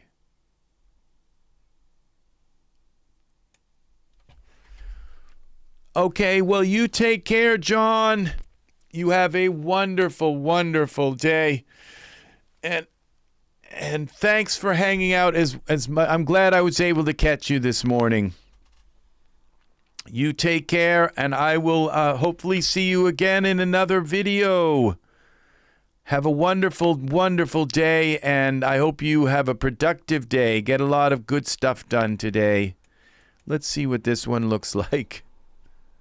Oh, those are big, big pieces of grass. Well, that's because I'm really close to the ground. But that's pretty tall grass. Have a wonderful, wonderful day. So we picked somebody else up here now. We got somebody else in here. So, all right, you take care, buddy. I hope this has been helpful. Yeah, here's some grass. Let's see, grass clump. That looks like what I'm looking for. Just regular kind of grass. Yeah, that's what we're looking for. We'll scatter a bunch of this, like 2,000, 5,000 pieces of this grass. So we're going to put this grass down under the, that's going to be our seed grass. So it doesn't get in our way. And now we're going to go back to Ultra. Ultra. We found our grass. Now, is this grass, let's look at the surface of it and make sure that it's, yeah, it is Iray grass. So we're going to now go here to Ultra Scatter, and we have the grass clump selected, and we go in here, Ultra Scatter Pro. Now it says we have this selected. We're going to click our camera view, and we're going to scatter it to the A zone.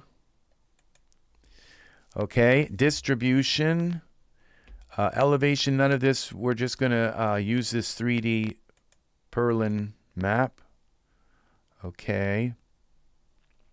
And then distribution, we don't need to worry about elevation and any of that because, okay. And then we're going to go, or distribution, we want affinity. And then we're going to select Genesis 8 male here and put him in so that, and then we want it to attract him to him. So I don't know. So this is how far it's going to attract away from him, I guess. No, I think we just want it, this is centimeters, so we want it right at 0. And so then we go here to scaling. We would say maybe scale X. We want it to be the same size pretty much. So we'll just go for X, Y, X and Y and Z. So let's just go with 100%, but let's go with 75. Let's go 80. So it can scale around. Or I guess we do this one up here, the scale. So we just go 100.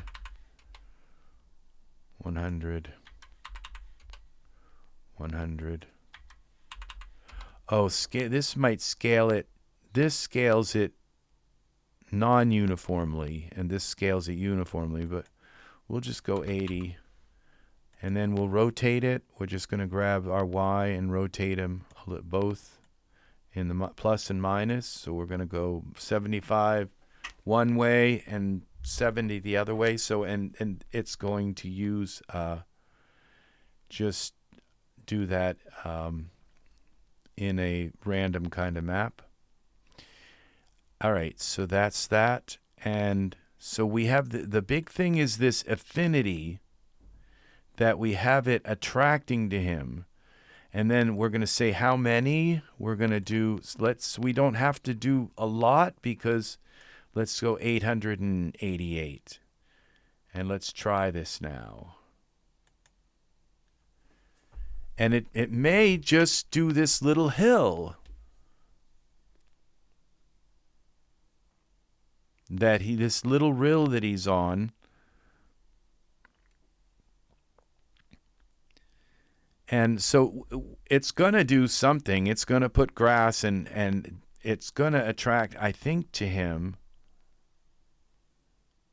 So if it doesn't, if we just like get one or two, maybe not even, it might not even show any grass because there's so much. This A zone is pretty big. And so for 800 little sprigs of grass on this gigantic A zone, that's why you want to use the attract and have him, it will use it because I have selected him as the source of the attract. I think it will. So we shall see. Maybe I have to put a high zone so that it attracts a lot to him. So this is 800 pieces of grass we're scattering. 888. And you might think that's a lot, But when you generate an ultra scenery scene, sometimes it will just put like 50,000 clumps of grass. So just for grass, and then it's going to do taller pieces and cattails and rocks and pebbles and all these other 50,000 of them too. So 800 isn't a lot. So if you want to scatter it something so that it just gives you the illusion like it's everywhere, and 800 is not a lot for this. But if it attracts to him, then it's going to be at his feet and move its way out in a pattern. Calculating points. Here we go. I don't think this is going to work. No, see, we have one piece that showed up here. So the attract didn't work. So what we do is go back in and find out why it didn't work. And I believe, think maybe I have to do this, is bring this up to make it attract. Because at 0 would be, I would zoom off. So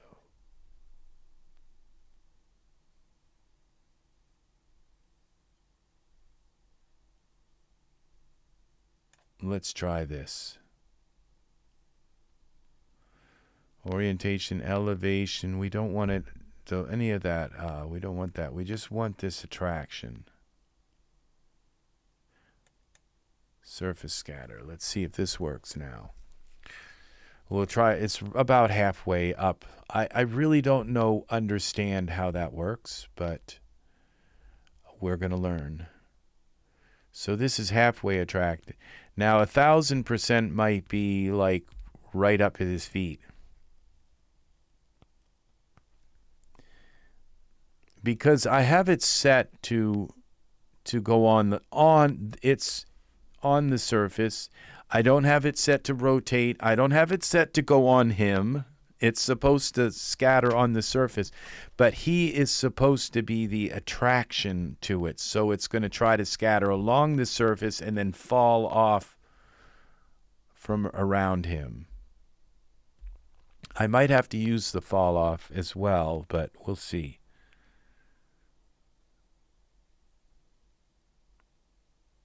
This is taking a while.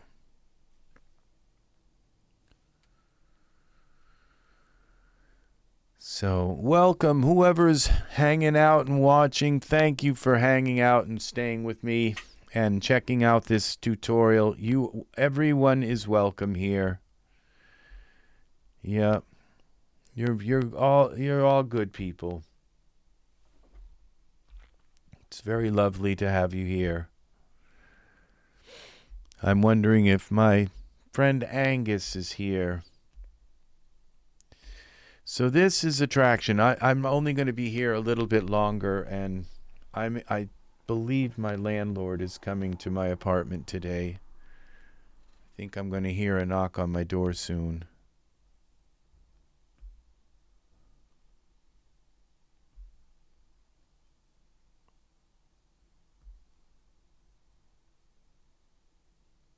Let's see what we got.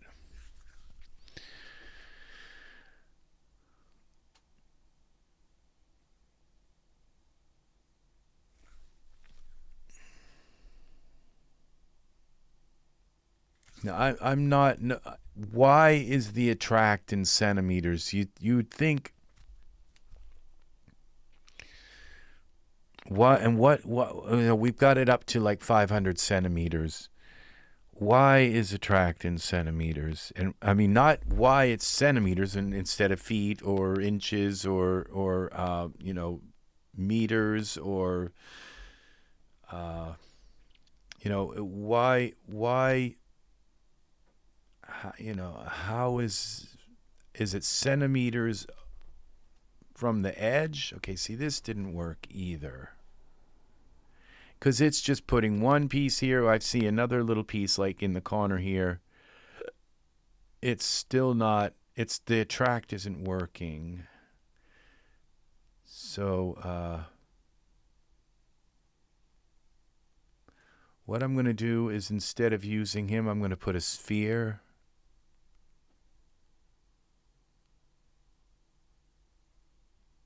in here. Sphere.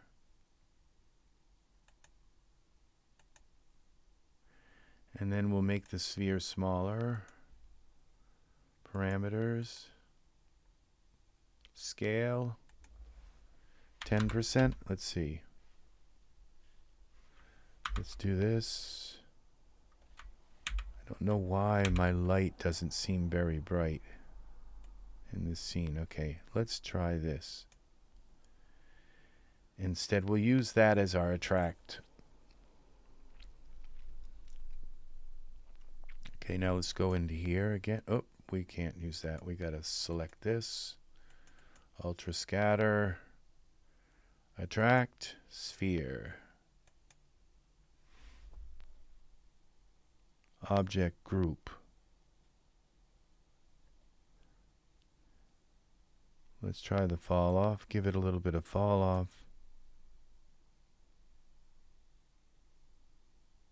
See, repel centimeters.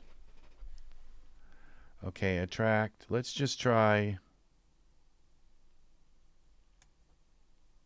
1 centimeter. Okay. Enter.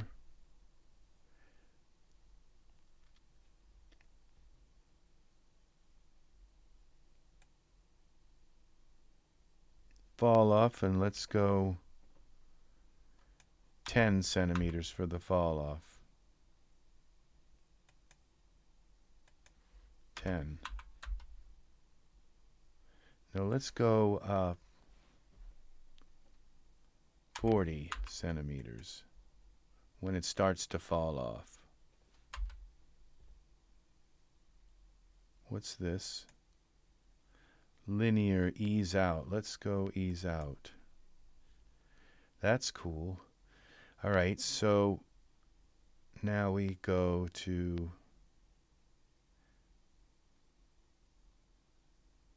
surface scatter again.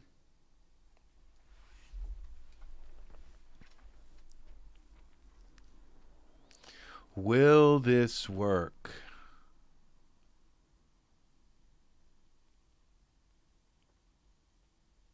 So I would assume that the grass will be 1 centimeter. And I wonder if I can actually like go fractions like 0.111, you know, so it's like a point. I mean, it's 0.001, you know, something like that for centimeters. So that it's pretty much, there's not going to have an empty spot here.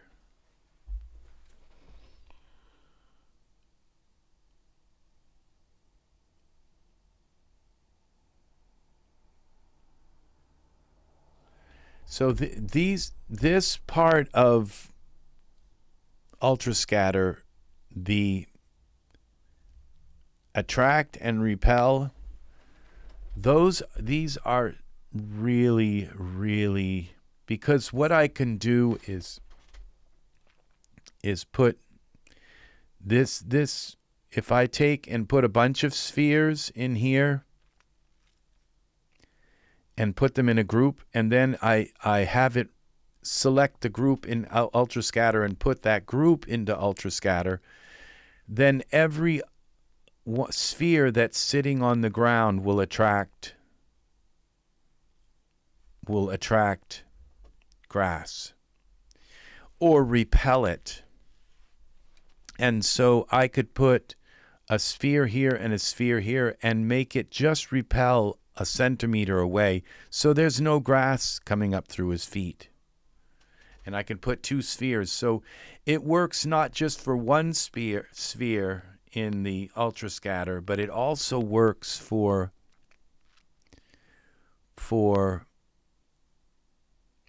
a group of spheres. So everywhere the sphere is, it will attract and repel. Is this going to work now?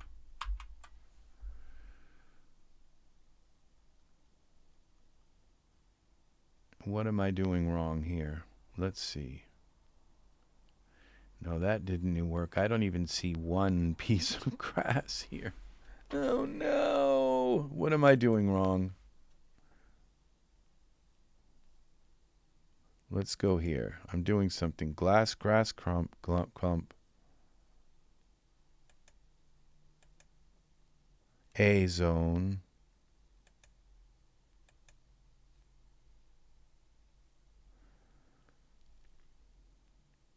Distribution.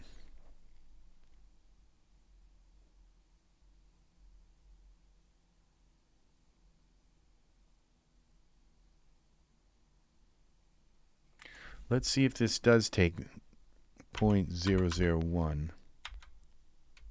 Yeah, it does. So it does take really low. Attract in centimeters. Well, let's try. Let's go here to meters. Let's change this to meters. And let's then put this up to 1,000 meters. So it's going to attract all of the grass within 1,000 meters. Let's see if we can. That's our thing, okay? Surface scatter. Maybe it's like it's not going to touch the grass that's outside of the 1,000 meter. But all the grass that's within 1,000 meters, it will attract it to this and fall off at a certain rate. This is all very interesting how this works. There's a way to make it work, and there's a way to manipulate it into, and then what that means is that if you want to make riverbeds and if you want to attract all the stones to a certain area, if you want to make a crevice where there will be all kinds of rocks attracted to that area, so that if you learn to use Ultra Scatter the way it's intended to be, you can do all of the things that you see happening in Ultra Scenery with Terradome and Ultra Scatter. And what's nice about Terradome is that you can take the ground and say, okay, I want the ground to be finer, so that you can go right into the ground and put footprints or prints in the sand, things like that. I believe you can make the ground is really, really, really fine. So fine enough so that you could put footprints in with Mesh Grabber. And then you can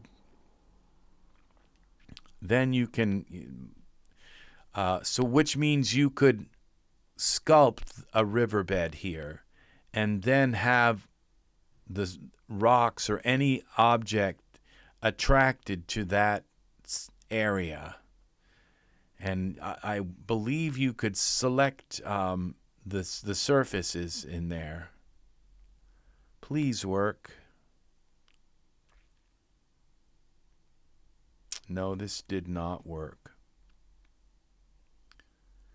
But it looks like we got 2 pieces of grass now. It did not work.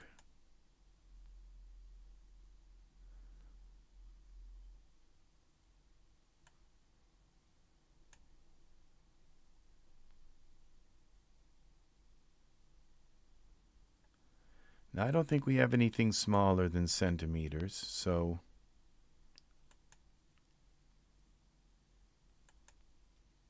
terrain. Limit scatter to terrain, and let's see, distribution. What are we doing? Image map. Okay, this is a 3D noise is this.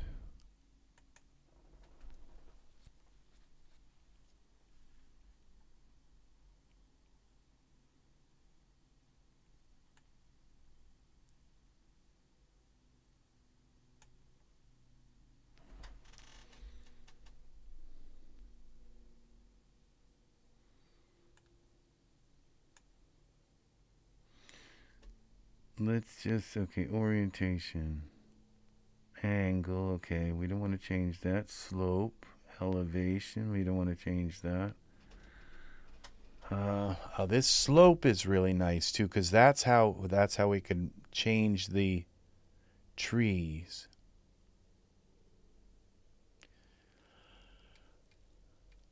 I'm not sure exactly, because I think that would be more of a fall off than a slope.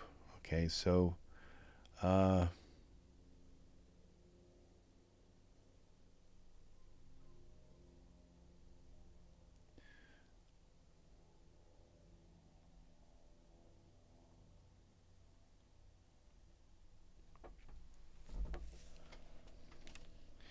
okay, what I don't understand is why.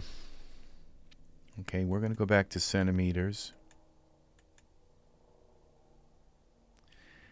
And then go back to here. If repel, okay, 1 centimeter. Okay, let's 1 point.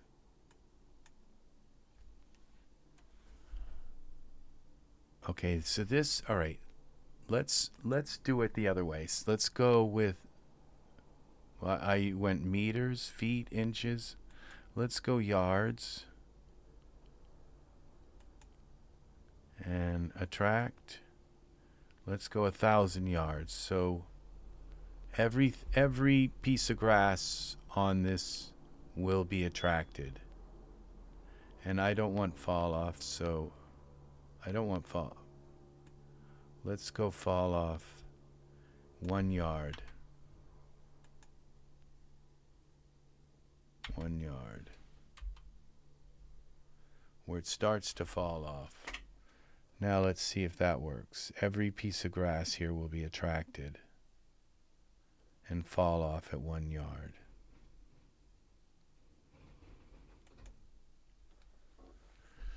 To our sphere here.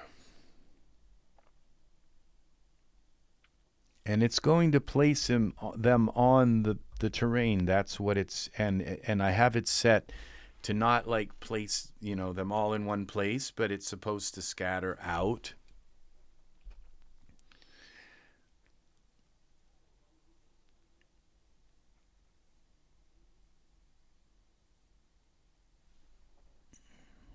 And this is the whole idea, is to learn how to do this. So you'll have a video somewhere in this video. It will show you how to make this work. And then and eventually it's like Ultra Scatters becomes, you can see I can go through and just set all the settings for most anything. If I like, when I did earlier, I set it up to scatter the trees on the mountain. I can do most of the features that it does. These two, the scatter and the attract and the repel, are the last like 2 things that you learn about it, and those are really, really, really important.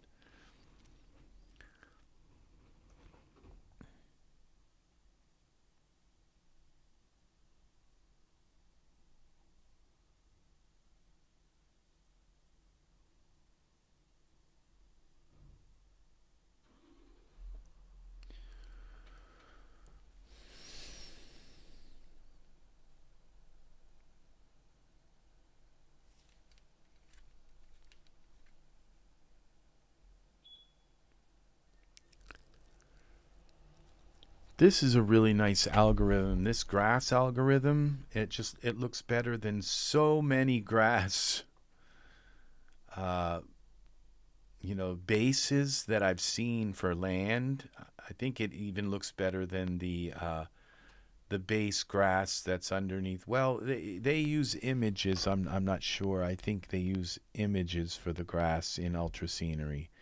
So it looks like this looks like kind of mossy rock.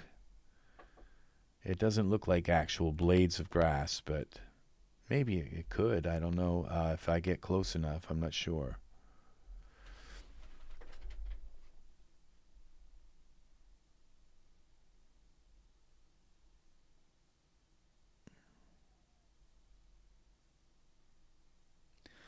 Let's see if this works. We're attracting grass now. Yards and yards of it. Nope. Nope, nope, nope. Let's take a look at the land. Let's go. We're in perspective view.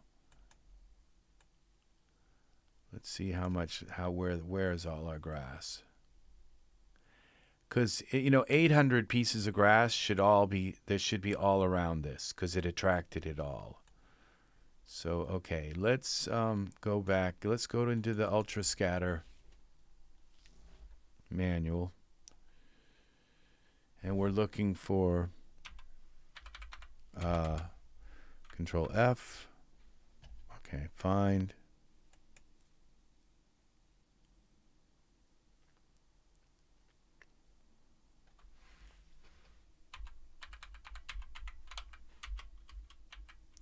Attract.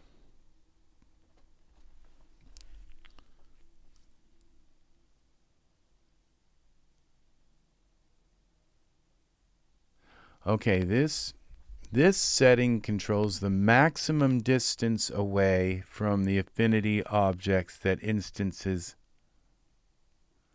will be placed.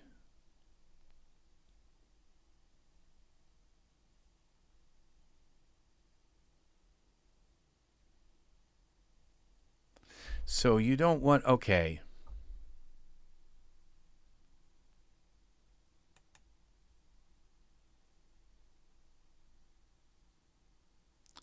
And was sparse closer to the edge of the attract affinity distance. Okay, sparsely closer to the edge of the infinity distance. Okay, so this makes sense now. But if this works or not, I don't know. Now, I think what we have a problem here is this 3D noise. Perlin, let's take that off. Density control. Okay, we want to take this and back to centimeters. Density control spacing, 0 spacing. Okay, we're not going to use any noise. Okay, 800 should be enough instances. Okay, so the furthest distance away affinity would be, let's say, 50 centimeters. 50. And it should start to fall off at 100. Okay. And it's attracting to our sphere. We only have one sphere in the scene. Repel, these are okay. Okay.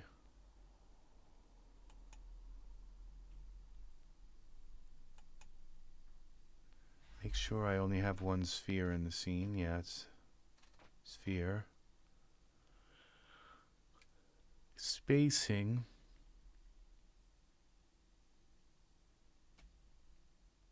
Let's try this.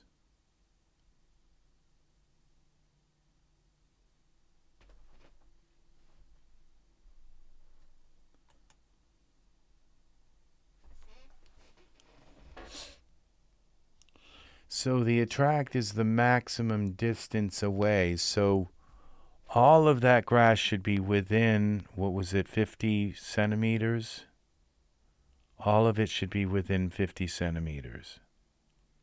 If this is working right.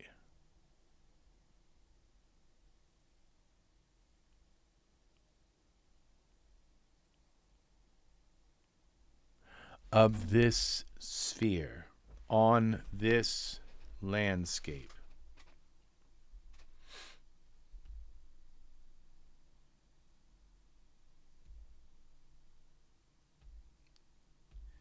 So I think having that Perlin map, the Perlin map may be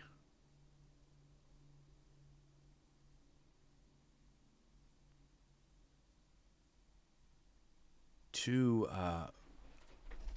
it's the little spots on it, the black and white spots are too big, and so and then I was going like 1 centimeter away. Well, it's not going to place anything That's the maximum distance. So if I put 1 centimeter, it's not going to put. So I think and then I was going into high numbers and then going into yards, like saying, okay, put it like the maximum distance so you're not going to see anything. I think all of the instances that I can understand now why all of the instances weren't working.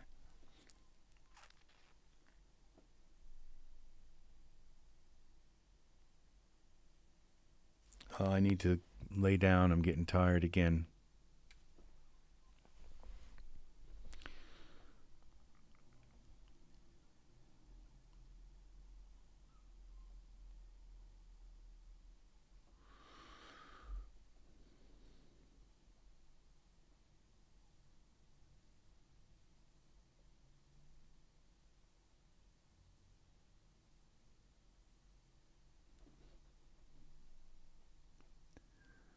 I hope this works. That would be so nice to get a track to work. I've never, I don't know. Last night I got Repel to work.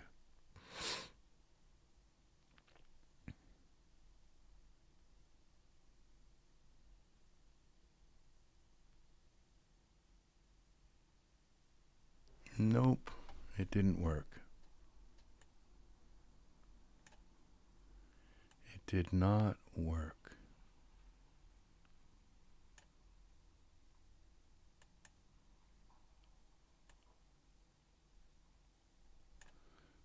Now let's look underneath the ground. Let's see if there's a clump. Okay, here's the Ultra Scatter. Where is it?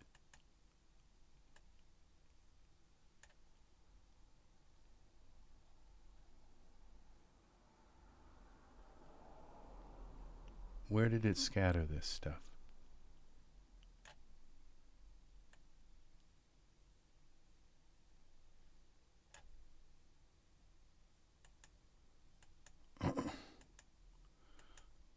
Okay. It only scattered.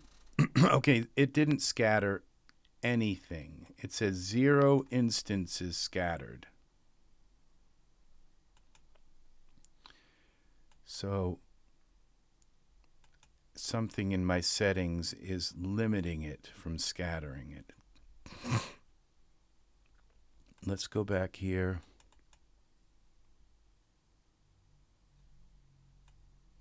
Grass clump 3 is the name of my clump.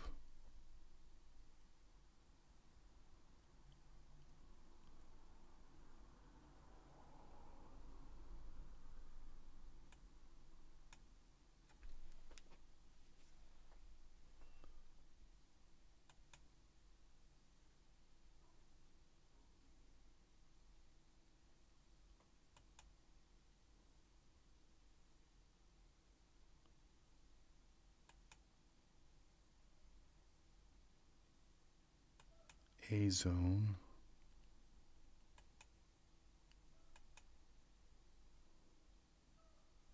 Surface scatter 888.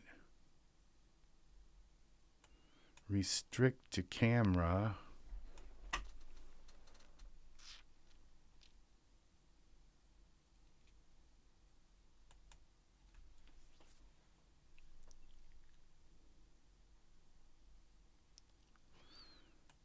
All right, let's put this back in, the Perlin. This all seems like right. The maximum of 50 centimeters. Let's go 100.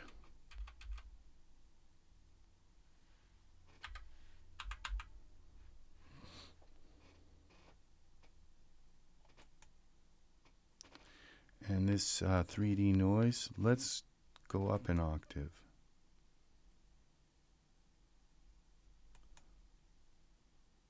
No, that just makes it grayer. Zoom. Let's try that.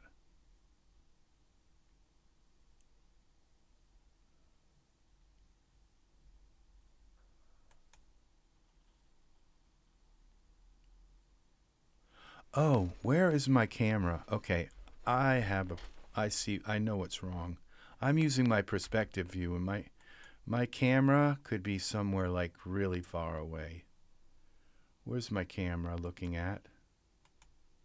It's way back here, that's why. Okay, that is why. Genesis 8 male, because it's restricted to the camera view. All right, so we go here and zoom in on our Genesis 8 male. Oh, the camera's locked. Edit. Well, that's why. Okay. So it's scattering all around here, even though the ball was there. And I was setting those limits high. Okay, this is starting to make sense here. Unlock. Now let's move it up to here, up to him. Okay, let's go to my camera. Edit, object, unlock. Okay, let's click him. All right, now we've got something working here.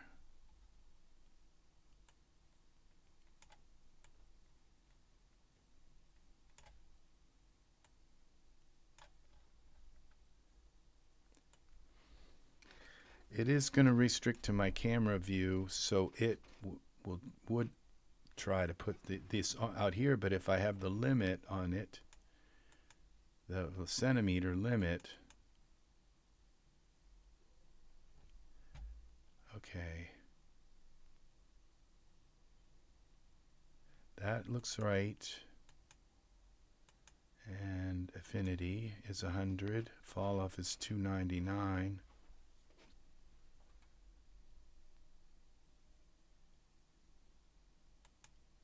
Let's go falloff under the 100. 74. Try this.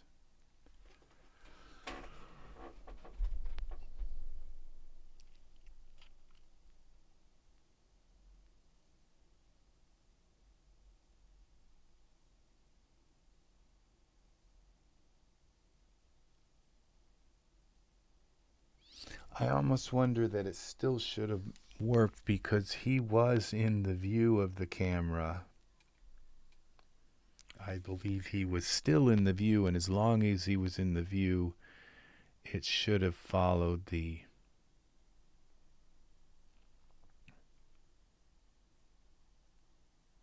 directive there.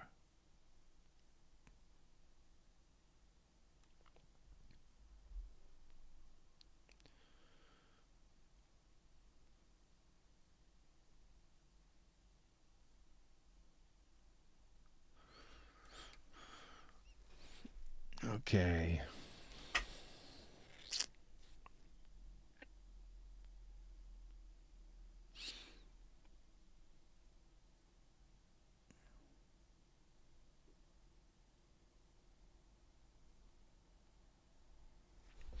If this doesn't work, I'm going to probably take a break here and take a nap, and then I'll work on it. And once I figure out how to do it, then I'll come back in and say, oh, this is how you use attract. And I really want to learn this attract and repel. And one thing that's nice about this is when I make a video of it, because I forget it like after a week how to do this. I just forget how to do it. And so if I make a video of it, then I can come back and watch the video and find it and say, oh, that's how you do this.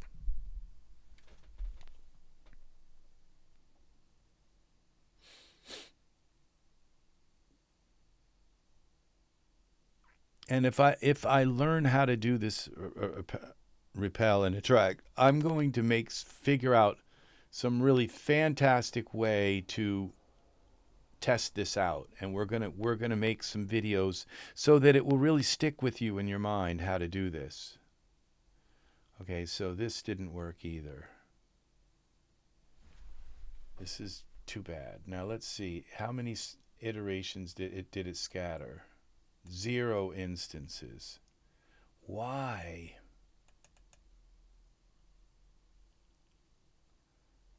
We put the fall off at 0. 100 centimeters. Okay, let's make this a little bigger. 200. Maybe I'll do one more. Okay.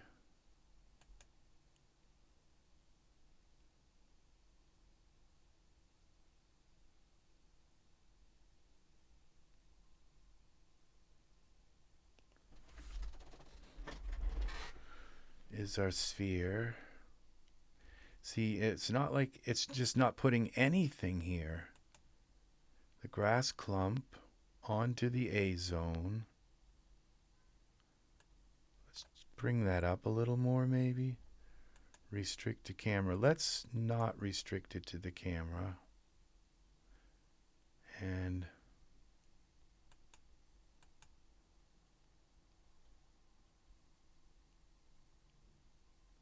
let's not scale. Okay.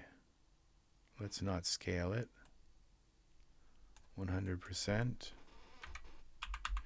Maybe, oh, because it's not putting them in. Okay. 3D noise. Let's scale control. We're not really doing anything here.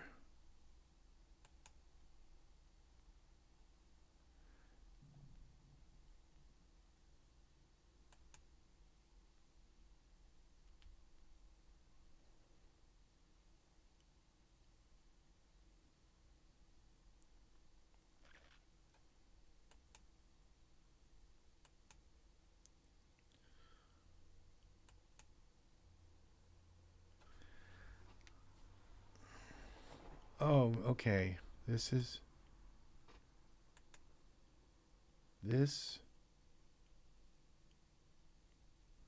I wonder if I have to select the proxy. Because this is like a group. Maybe. Oh, because I did see them actually on the. Oh, no. This is the clump.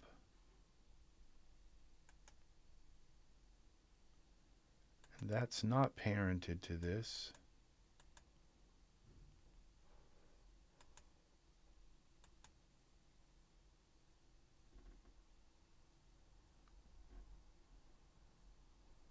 To the A zone. I mean, is this the A zone I'm looking at? Let's see, A zone.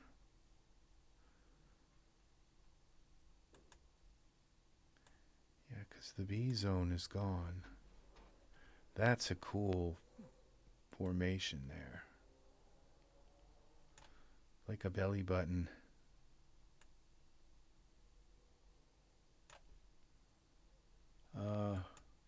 Let's get rid of the B zone just for the heck of it.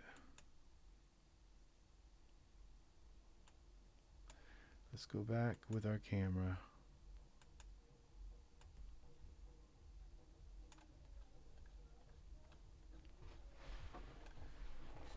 And there is our sphere.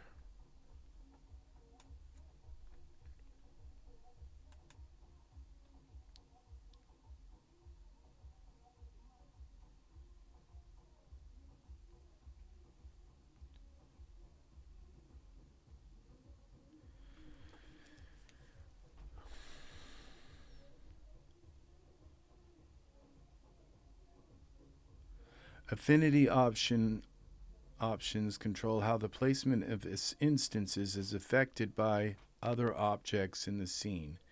This is especially used for situations such as placing fallen leaves under a tree, for example. The affinity distances are calculated from object origin points, not their mesh. Okay, I understand that. Oh, okay, now.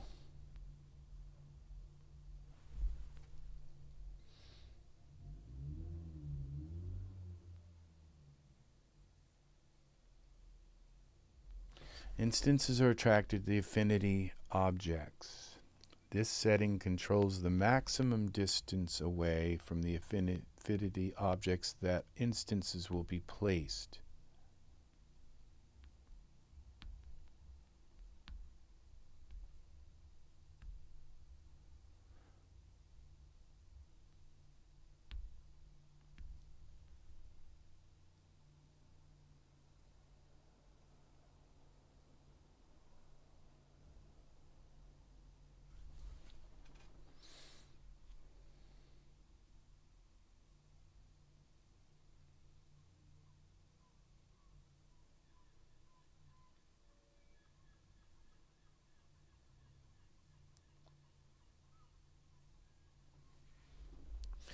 This setting, track fall off, the setting control.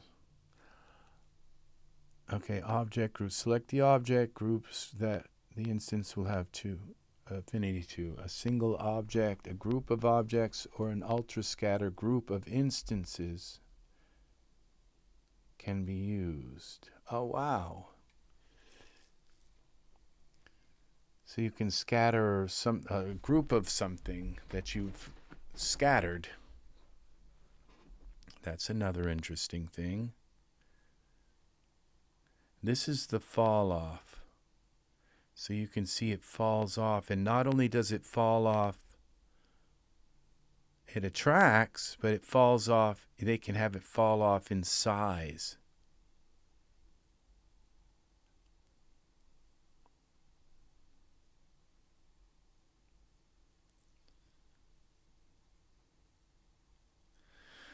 I really want to learn how to make this work.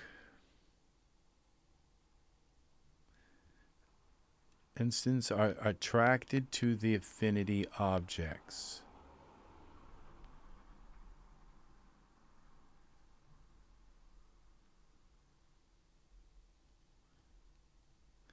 This setting controls the maximum distance away from the affinity object. The maximum, so everything outside of this number would be within the attraction. So we've got this right. Okay, so we select this.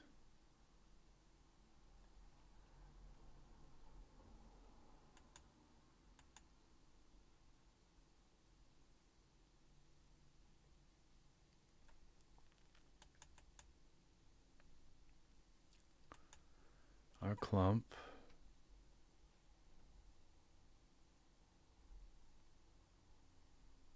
So the maximum distance here, distribution, 100 centimeters. Let's go up to 200.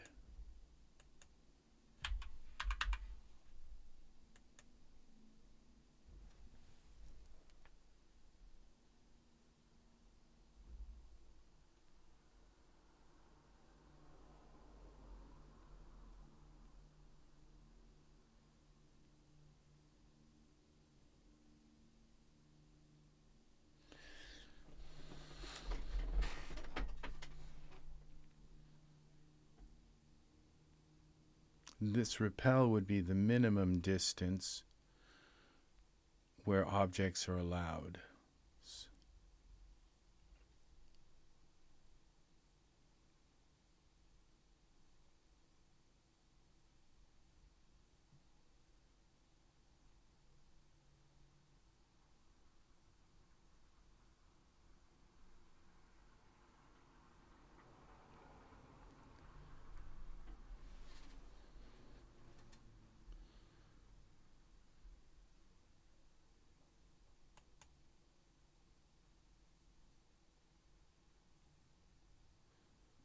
Okay, scale and position.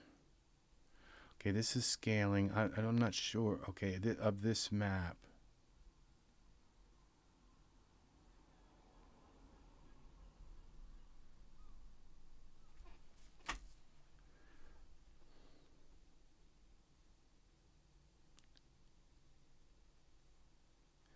Let's try this spacing, density control, and let's go 0.0.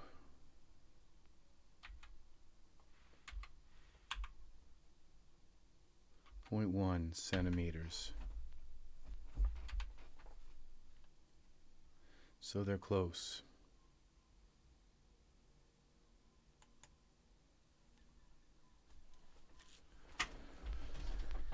I'm not going to know what it was that I fixed that made it work, if it works. Well, I just made it a larger area. So if the spacing is 0, spacing, you'd think they'd be pretty close.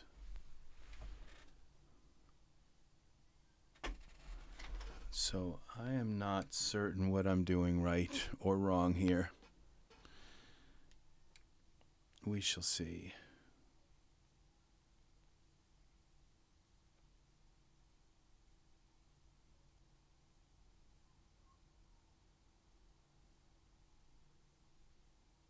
Come on. This is the last time I'm going to do this, and so probably what I'll do is I'll delete the whole ultra scenery. I may have corrupted this, and done something to corrupt it. And so if I just get rid of it and bring it in again, and then reset it all up again, it might work, just work. There might be something I said inside of it that's just way off.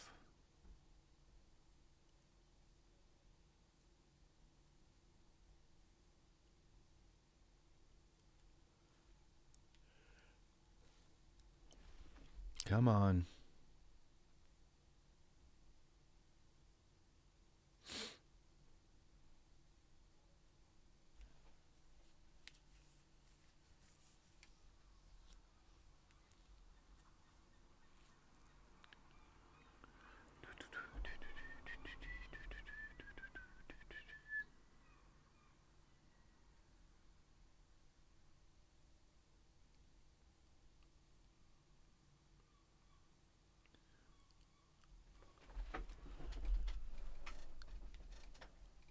Okay. Please work. Nope. So that's it. And when I look over here, it's like 0 instances. So something is wrong with this. Okay, we'll select the grass clump again. Just one more try here. Select the node. We're going to A zone. We want 800. Okay, let's go a lot of them. Okay. Restrict to camera, sure. And then distribution. I'm not going to scale them. I'm just going to do an affinity. Let's see, 200 centimeters. Select a node. Our sphere is our affinity. Surface scatter. See if this works. See, this is going faster than the other one was. But I had this resize thing, so I might have been... No, because it wasn't placing any objects at all. So...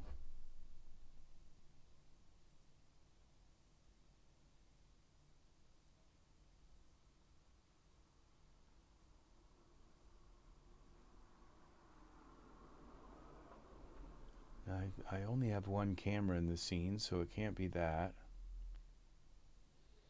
One sphere.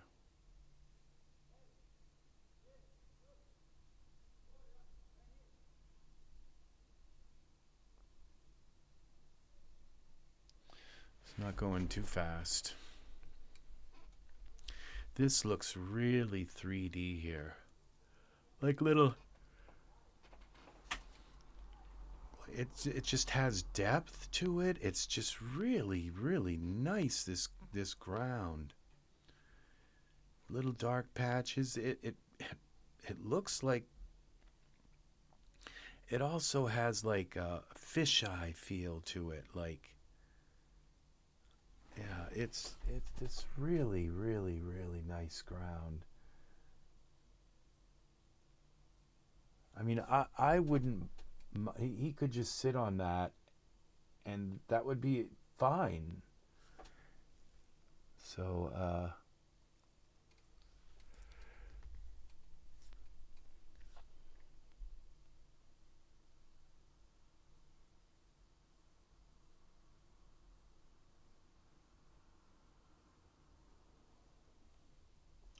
okay, so here we go. It's supposed to be in 300.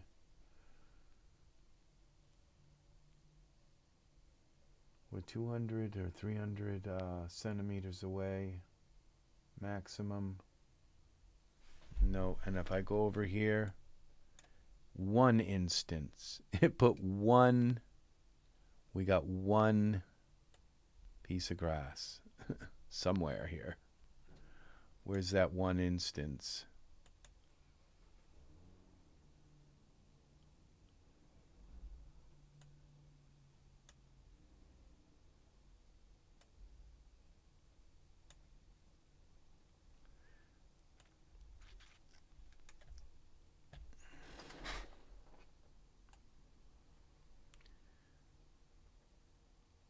Why does this... Look at this. It's like...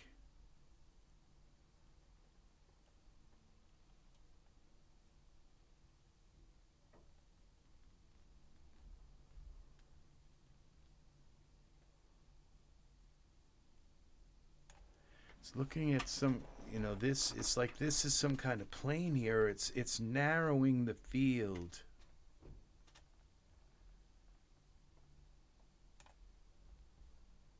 At least this time we got one instance.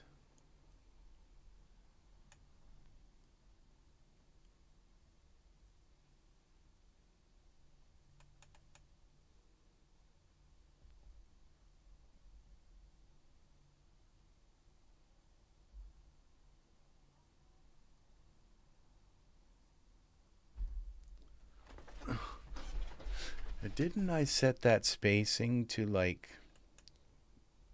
1 point?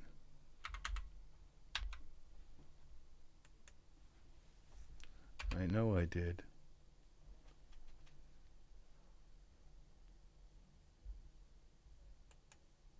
Let's go 2 centimeters. Spence, 1 centimeter. Fall off, okay. That's the maximum distance from the sphere. There's our grass clump. Let's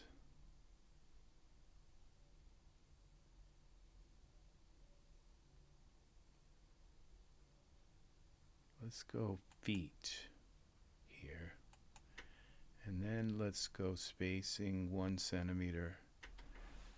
200, so this would be 200. Let's go, the maximum would be 50 feet.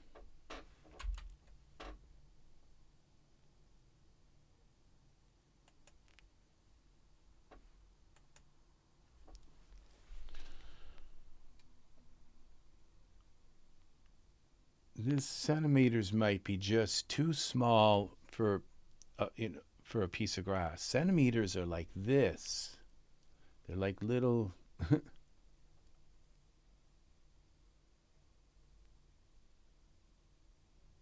And these clumps of grass, you know, they're bigger than...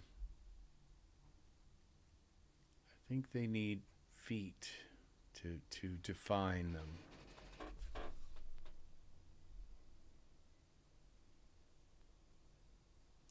But it didn't need feet to place them just randomly on the map. But that's because we weren't trying to attract them to something small, like in a tiny space. They were just saying spread them over the whole map. But when you're trying to attract it to a small area and the grass is a big thing, then you might have to use feet instead of centimeters. Okay. We have, believe it or not, 58 pieces of grass. It's not 5,000 or whatever we had, like we had set, but we have some grass. So this worked.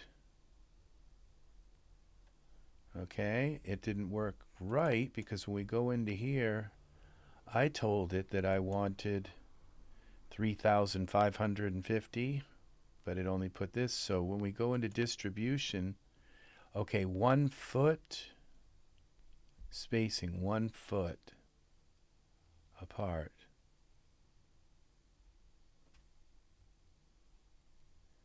So what if I go like 0, 0, spacing 0, 0, 1. And it's not supposed to be outside of 50 feet. Let's go 50 feet away. Let's go 40 feet away. Let's put this Perlin map here.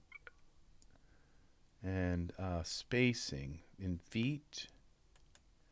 Okay, it's not letting me go with 0, 0, 0 with 0.01. I do that, and then I go, well,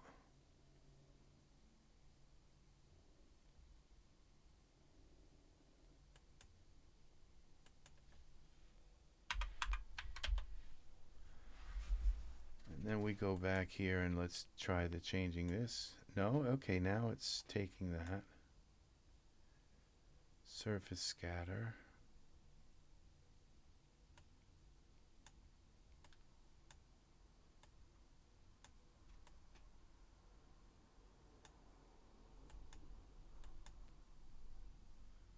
Let's try that.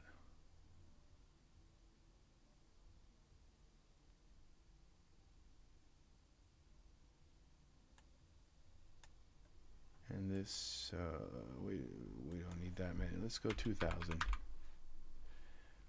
Okay, and we're selected to the camera. Feet. There's what, meters too?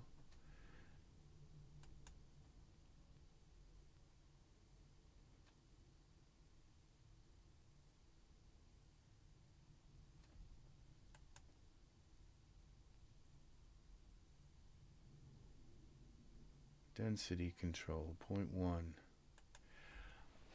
I think if I come back in here, I'm going to look and find out that that 0.1 is back to 1 yard. So it's putting them a yard away from each other. So that doesn't make sense either. I think I got to go back to centimeters, but because I want them spaced in centimeters away, you know, like 10 centimeters away from each other. I don't want them yards away from each other.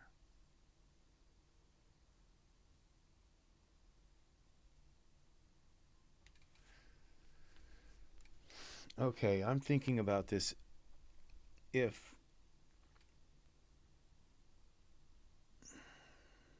at no point did I change that up to like 20 or 30 centimeters distribution. I always had them at like 0 distribution, so maybe that was a problem there. But now this is the first time when I switched to yard to feet that we've actually had, I think it was, we switched to feet or yards, I'm not sure. Not sure which one I have switched to.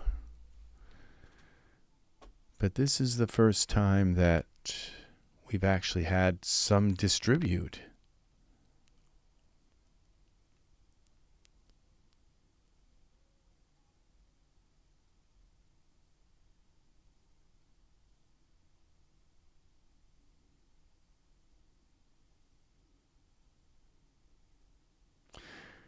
And the thing is that if I can get this to work, then I'm going to put two spheres in here, one sphere by this foot, one sphere by that foot, and then just have the grass attract, but like a few centimeters away from each foot, so I don't have, so it looks like he's standing in the, pushing the grass down that his feet are stepping on, so I don't have grass coming right up through his feet. So it repels around, and I could even put four little spheres, one for his heel and one for, and put them all in a group and just have it repel like, I want it to repel and attract. So I think I can do that. I can make it repel like a few centimeters and attract from a maximum centimeter. So this put 17 instances. Blast you. All right. It's still spacing it was supposed, like I had that set. And we got 2,000. Number of instances is 2,000. I want 2,000 instances, not. Okay, we're set at feet. Let's go to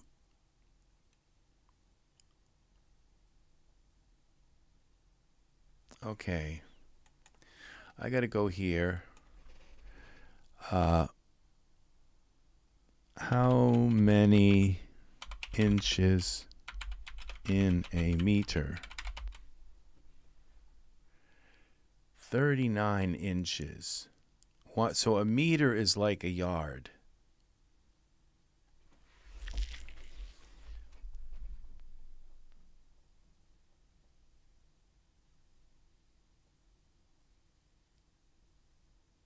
Because there's 36 inches in a yard. 12, 24, 36. 3 feet in a yard.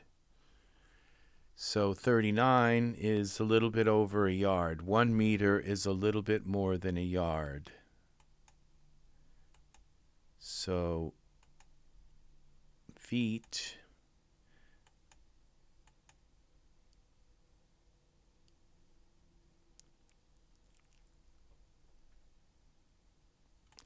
So let's try units yard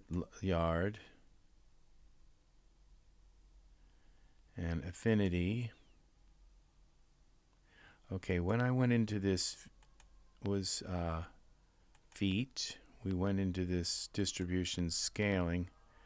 That was 40 feet was the maximum.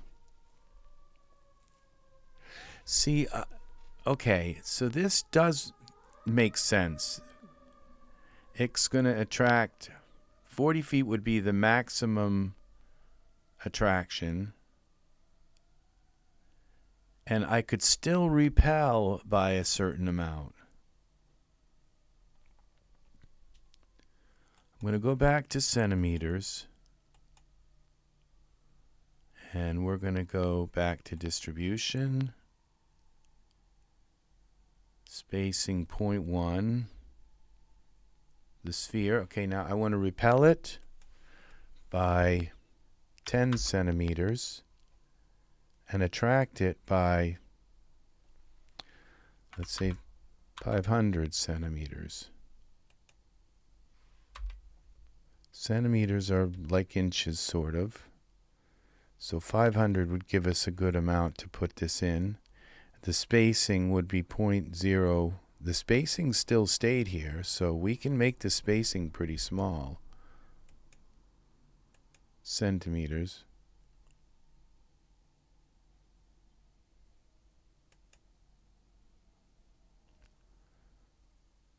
Target object is our A zone.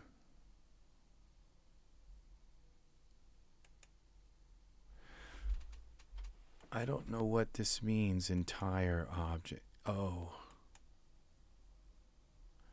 All right, let's try terrain. All right.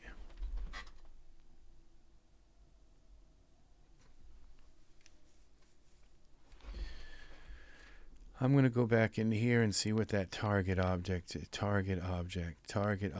here.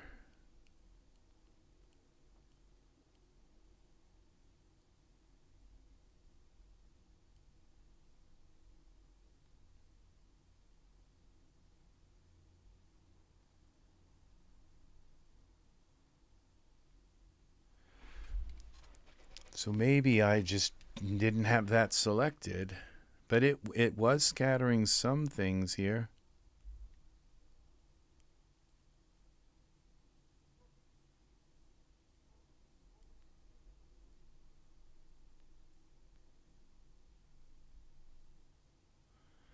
Oh, this is interesting. Limit scatter to. If the object contains material zones or selection sets, Then this option allows the selection of a material zone or selection set to contain where instances are scattered. This is nice, so you can select a zone in it and then just have it scattered in that number of instances, iterations. So limit scatter, okay, is there's just one zone here, and that is the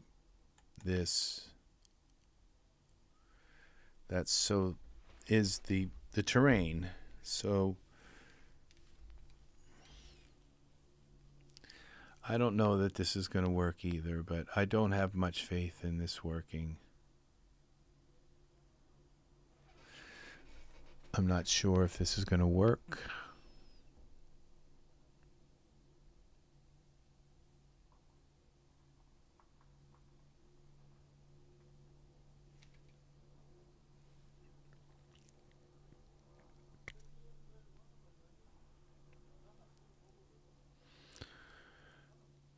It's like going slow, like it's computing all of these things, and then it like puts 17 things in.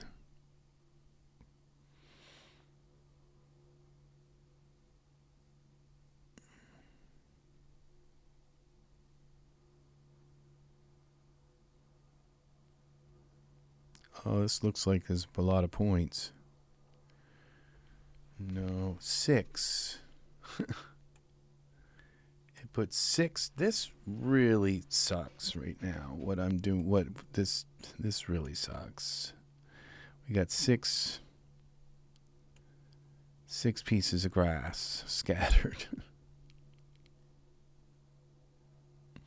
I mean, it scattered them right, but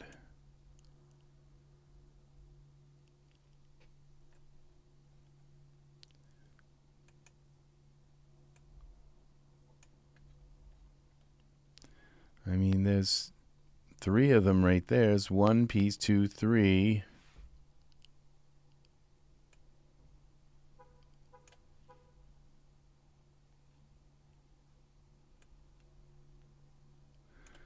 So they're kind of the problem we're having now is the distribution. It's just not putting all of these iterations that I'm asking it to put in.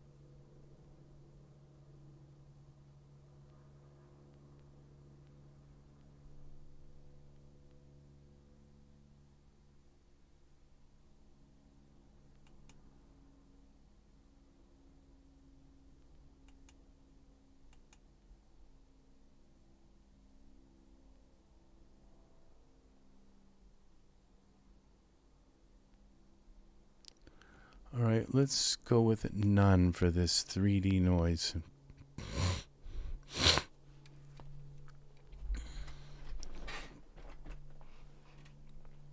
I might just be getting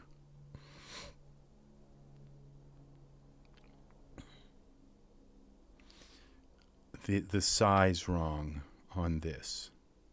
And if I just don't use a map, it'll probably put it uniformly into the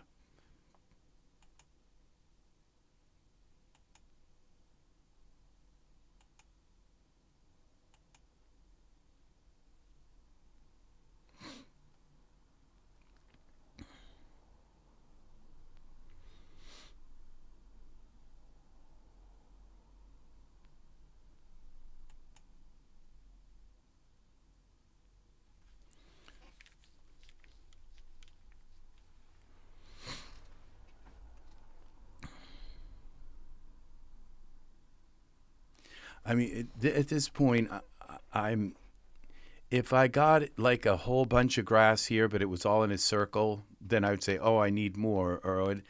But what I'm getting now is just like these sparse results, and so there's no way to go in and say, oh, I've got too much grass, or it's too short, or it looks too uniform, I need to rotate them, or it's like there's not enough working right to then go in and say, oh, it's too short, or I don't have enough, or it's attracting too much, or it's too close together, or it's like it's too far apart, and I can't seem to get more than like 8 clumps of grass to go on the ground. And before, it was like putting it like one over here and one way over there across the gorge. And then at one point, it was like putting one clump of grass, on the whole map. How can you figure out what's wrong when you're not getting a bunch of grass? And then this comes down to a process that you do.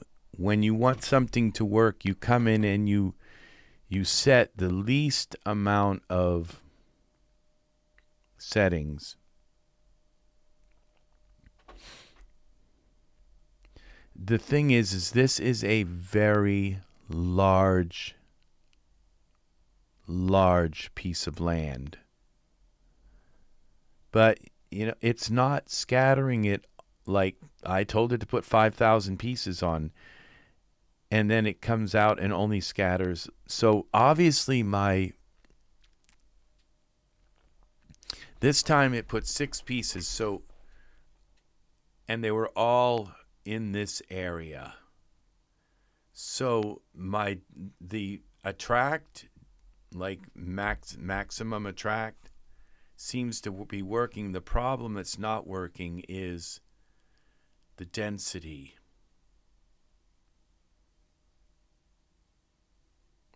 So I don't know. I might take this, I'm using the beta right now. I might take this into Daz Studio and see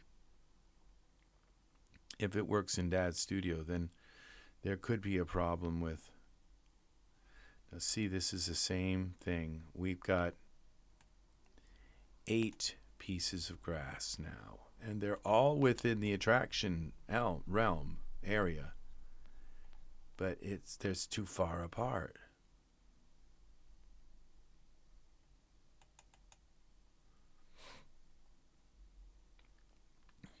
Spacing centimeters.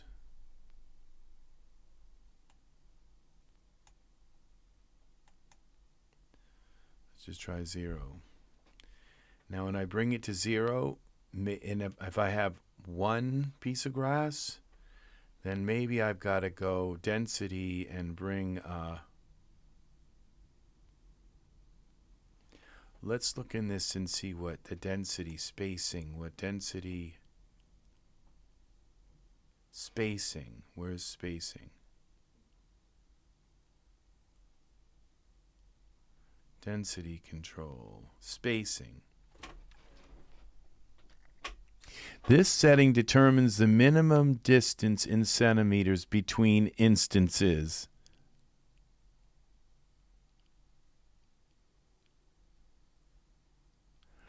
Okay. Note that distance is measured between origin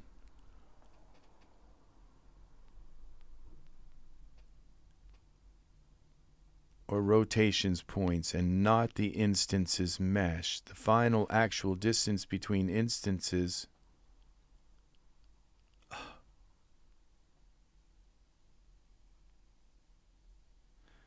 can be affected by some other options, such as 5.6 scale affects spacing and 5.7 fall off affects scale.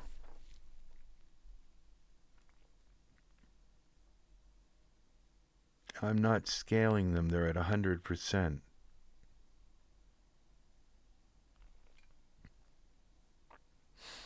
or density.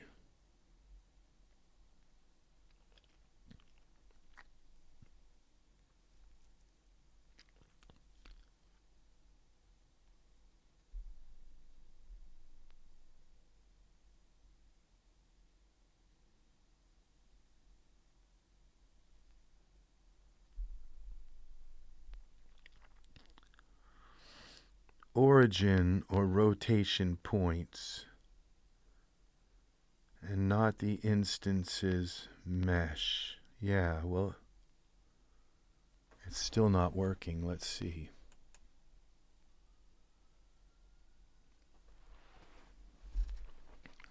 Now I set it to 0.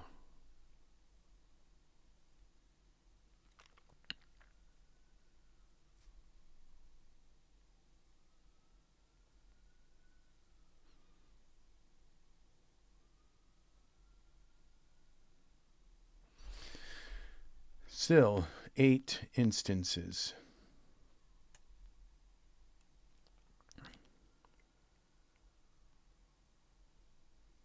Let's look at this in wireframe.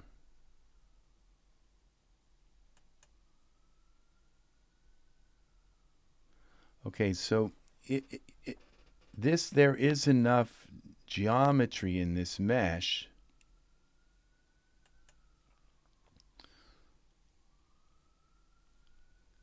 that it could put one theoretically at every little every little square if it was using these points to decide. It's not like that each one is a square and they're so wide apart. You can see where all 8 instances are within my Repel 1, 2, 3, 4, 5, 6, and it pulled one right in 7, 8, 9, or maybe, okay, 1, 2, 3, 4, 5, 1, 2, 3, 4, 5, 6, 7, 8. So that's my light or something. That's not a piece of grass. Oh, that piece of grass is my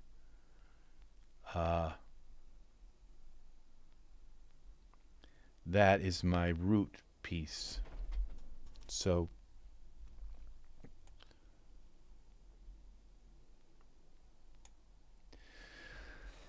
let's give this some thought. So the maximum repel is working. What's not working is the density.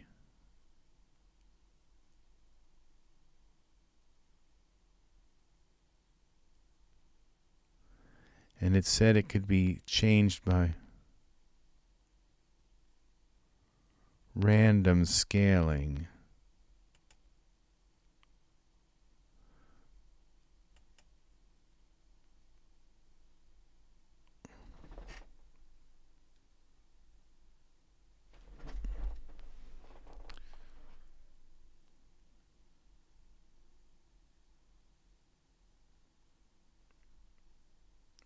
Okay, what we're going to do, we're going to try a different kind of clump. We're just going to get rid of that clump. Get rid of this. Let's just find another clump of grass.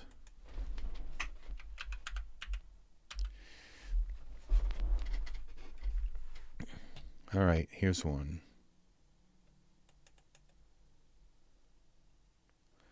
And we're going to take this clump of grass.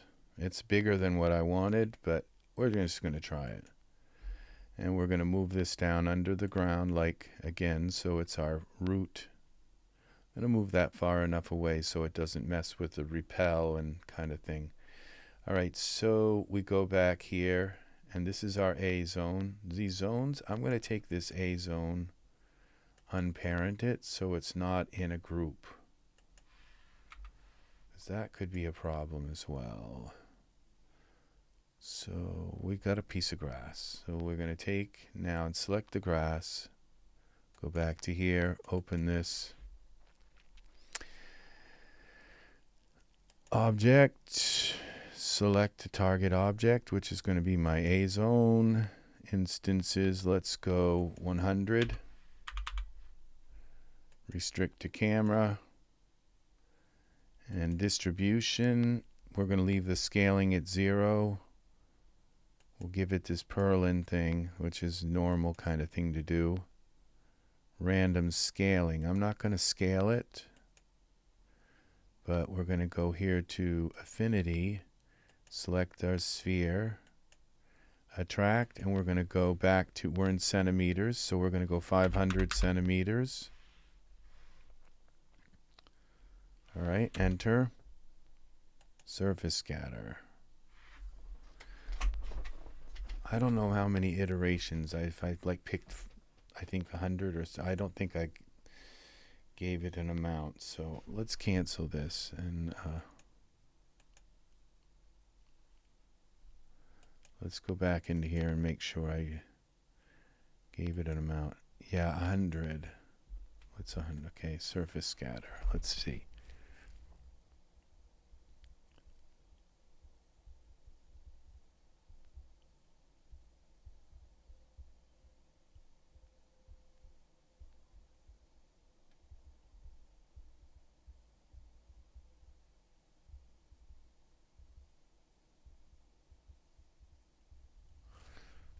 Come on.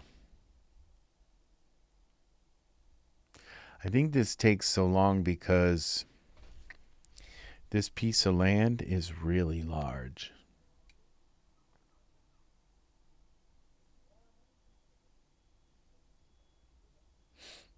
Even though it's only scattering in the center.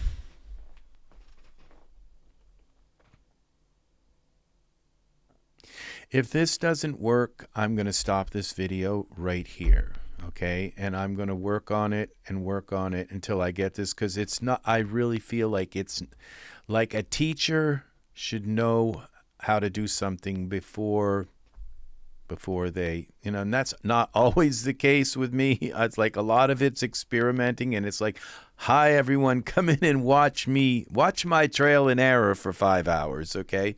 And it's been 3 hours since I started this broadcast, but I did get a lot done. I did show you that I could, I've shown you about the ultra scenery. I've accomplished what I wanted to do and give you the idea that you could use trees that are billboards and put them on the mountainside using Ultra Scatter and take Terradome and turn it into a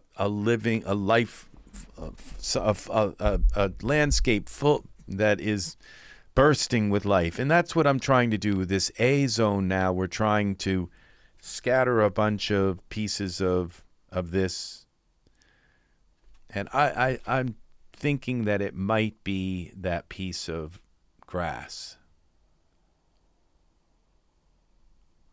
No, it's not. Because this time it just put one clump of grass in here. This is just very... So it's just really disconcerting that this is happening.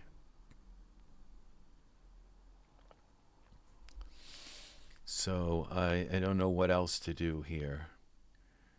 And I don't know why this... So this is going to be it for now until I figure this out, because I'm not going to waste people's time going through... This could take me 6 hours of trial and error to fix this. And I will fix this and figure it out. And then I'll come back in and say, okay, by the way... This is how you fix that problem, because this is an obvious problem. They should all be just boom, boom, boom, boom, all right in here.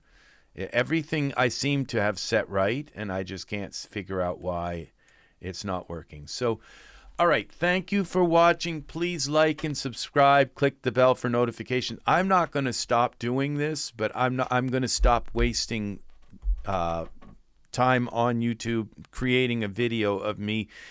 It's like playing Nintendo, and every time that I just keep messing up on a certain level and going over and over and over and over, and it's like, okay, why don't I just record this, and when I get it right, I'll post it to YouTube. How about that? So, and then you know, I have diehard fans that might just sit and watch me and try to try to think and help, and it's like, I'm going to take pity on you. Go do something. Go for a walk and do something lovely with your life. And I will be back. Thank you, Angus. Thank you very much. You have a lovely, lovely, lovely day. I'll come back and I'll show you and I'll tell you what I did wrong here. And it will be so wonderful. Once we do this, we'll have the attract and repel stuff working. So take and have a lovely, lovely day, okay? And I will talk with you soon.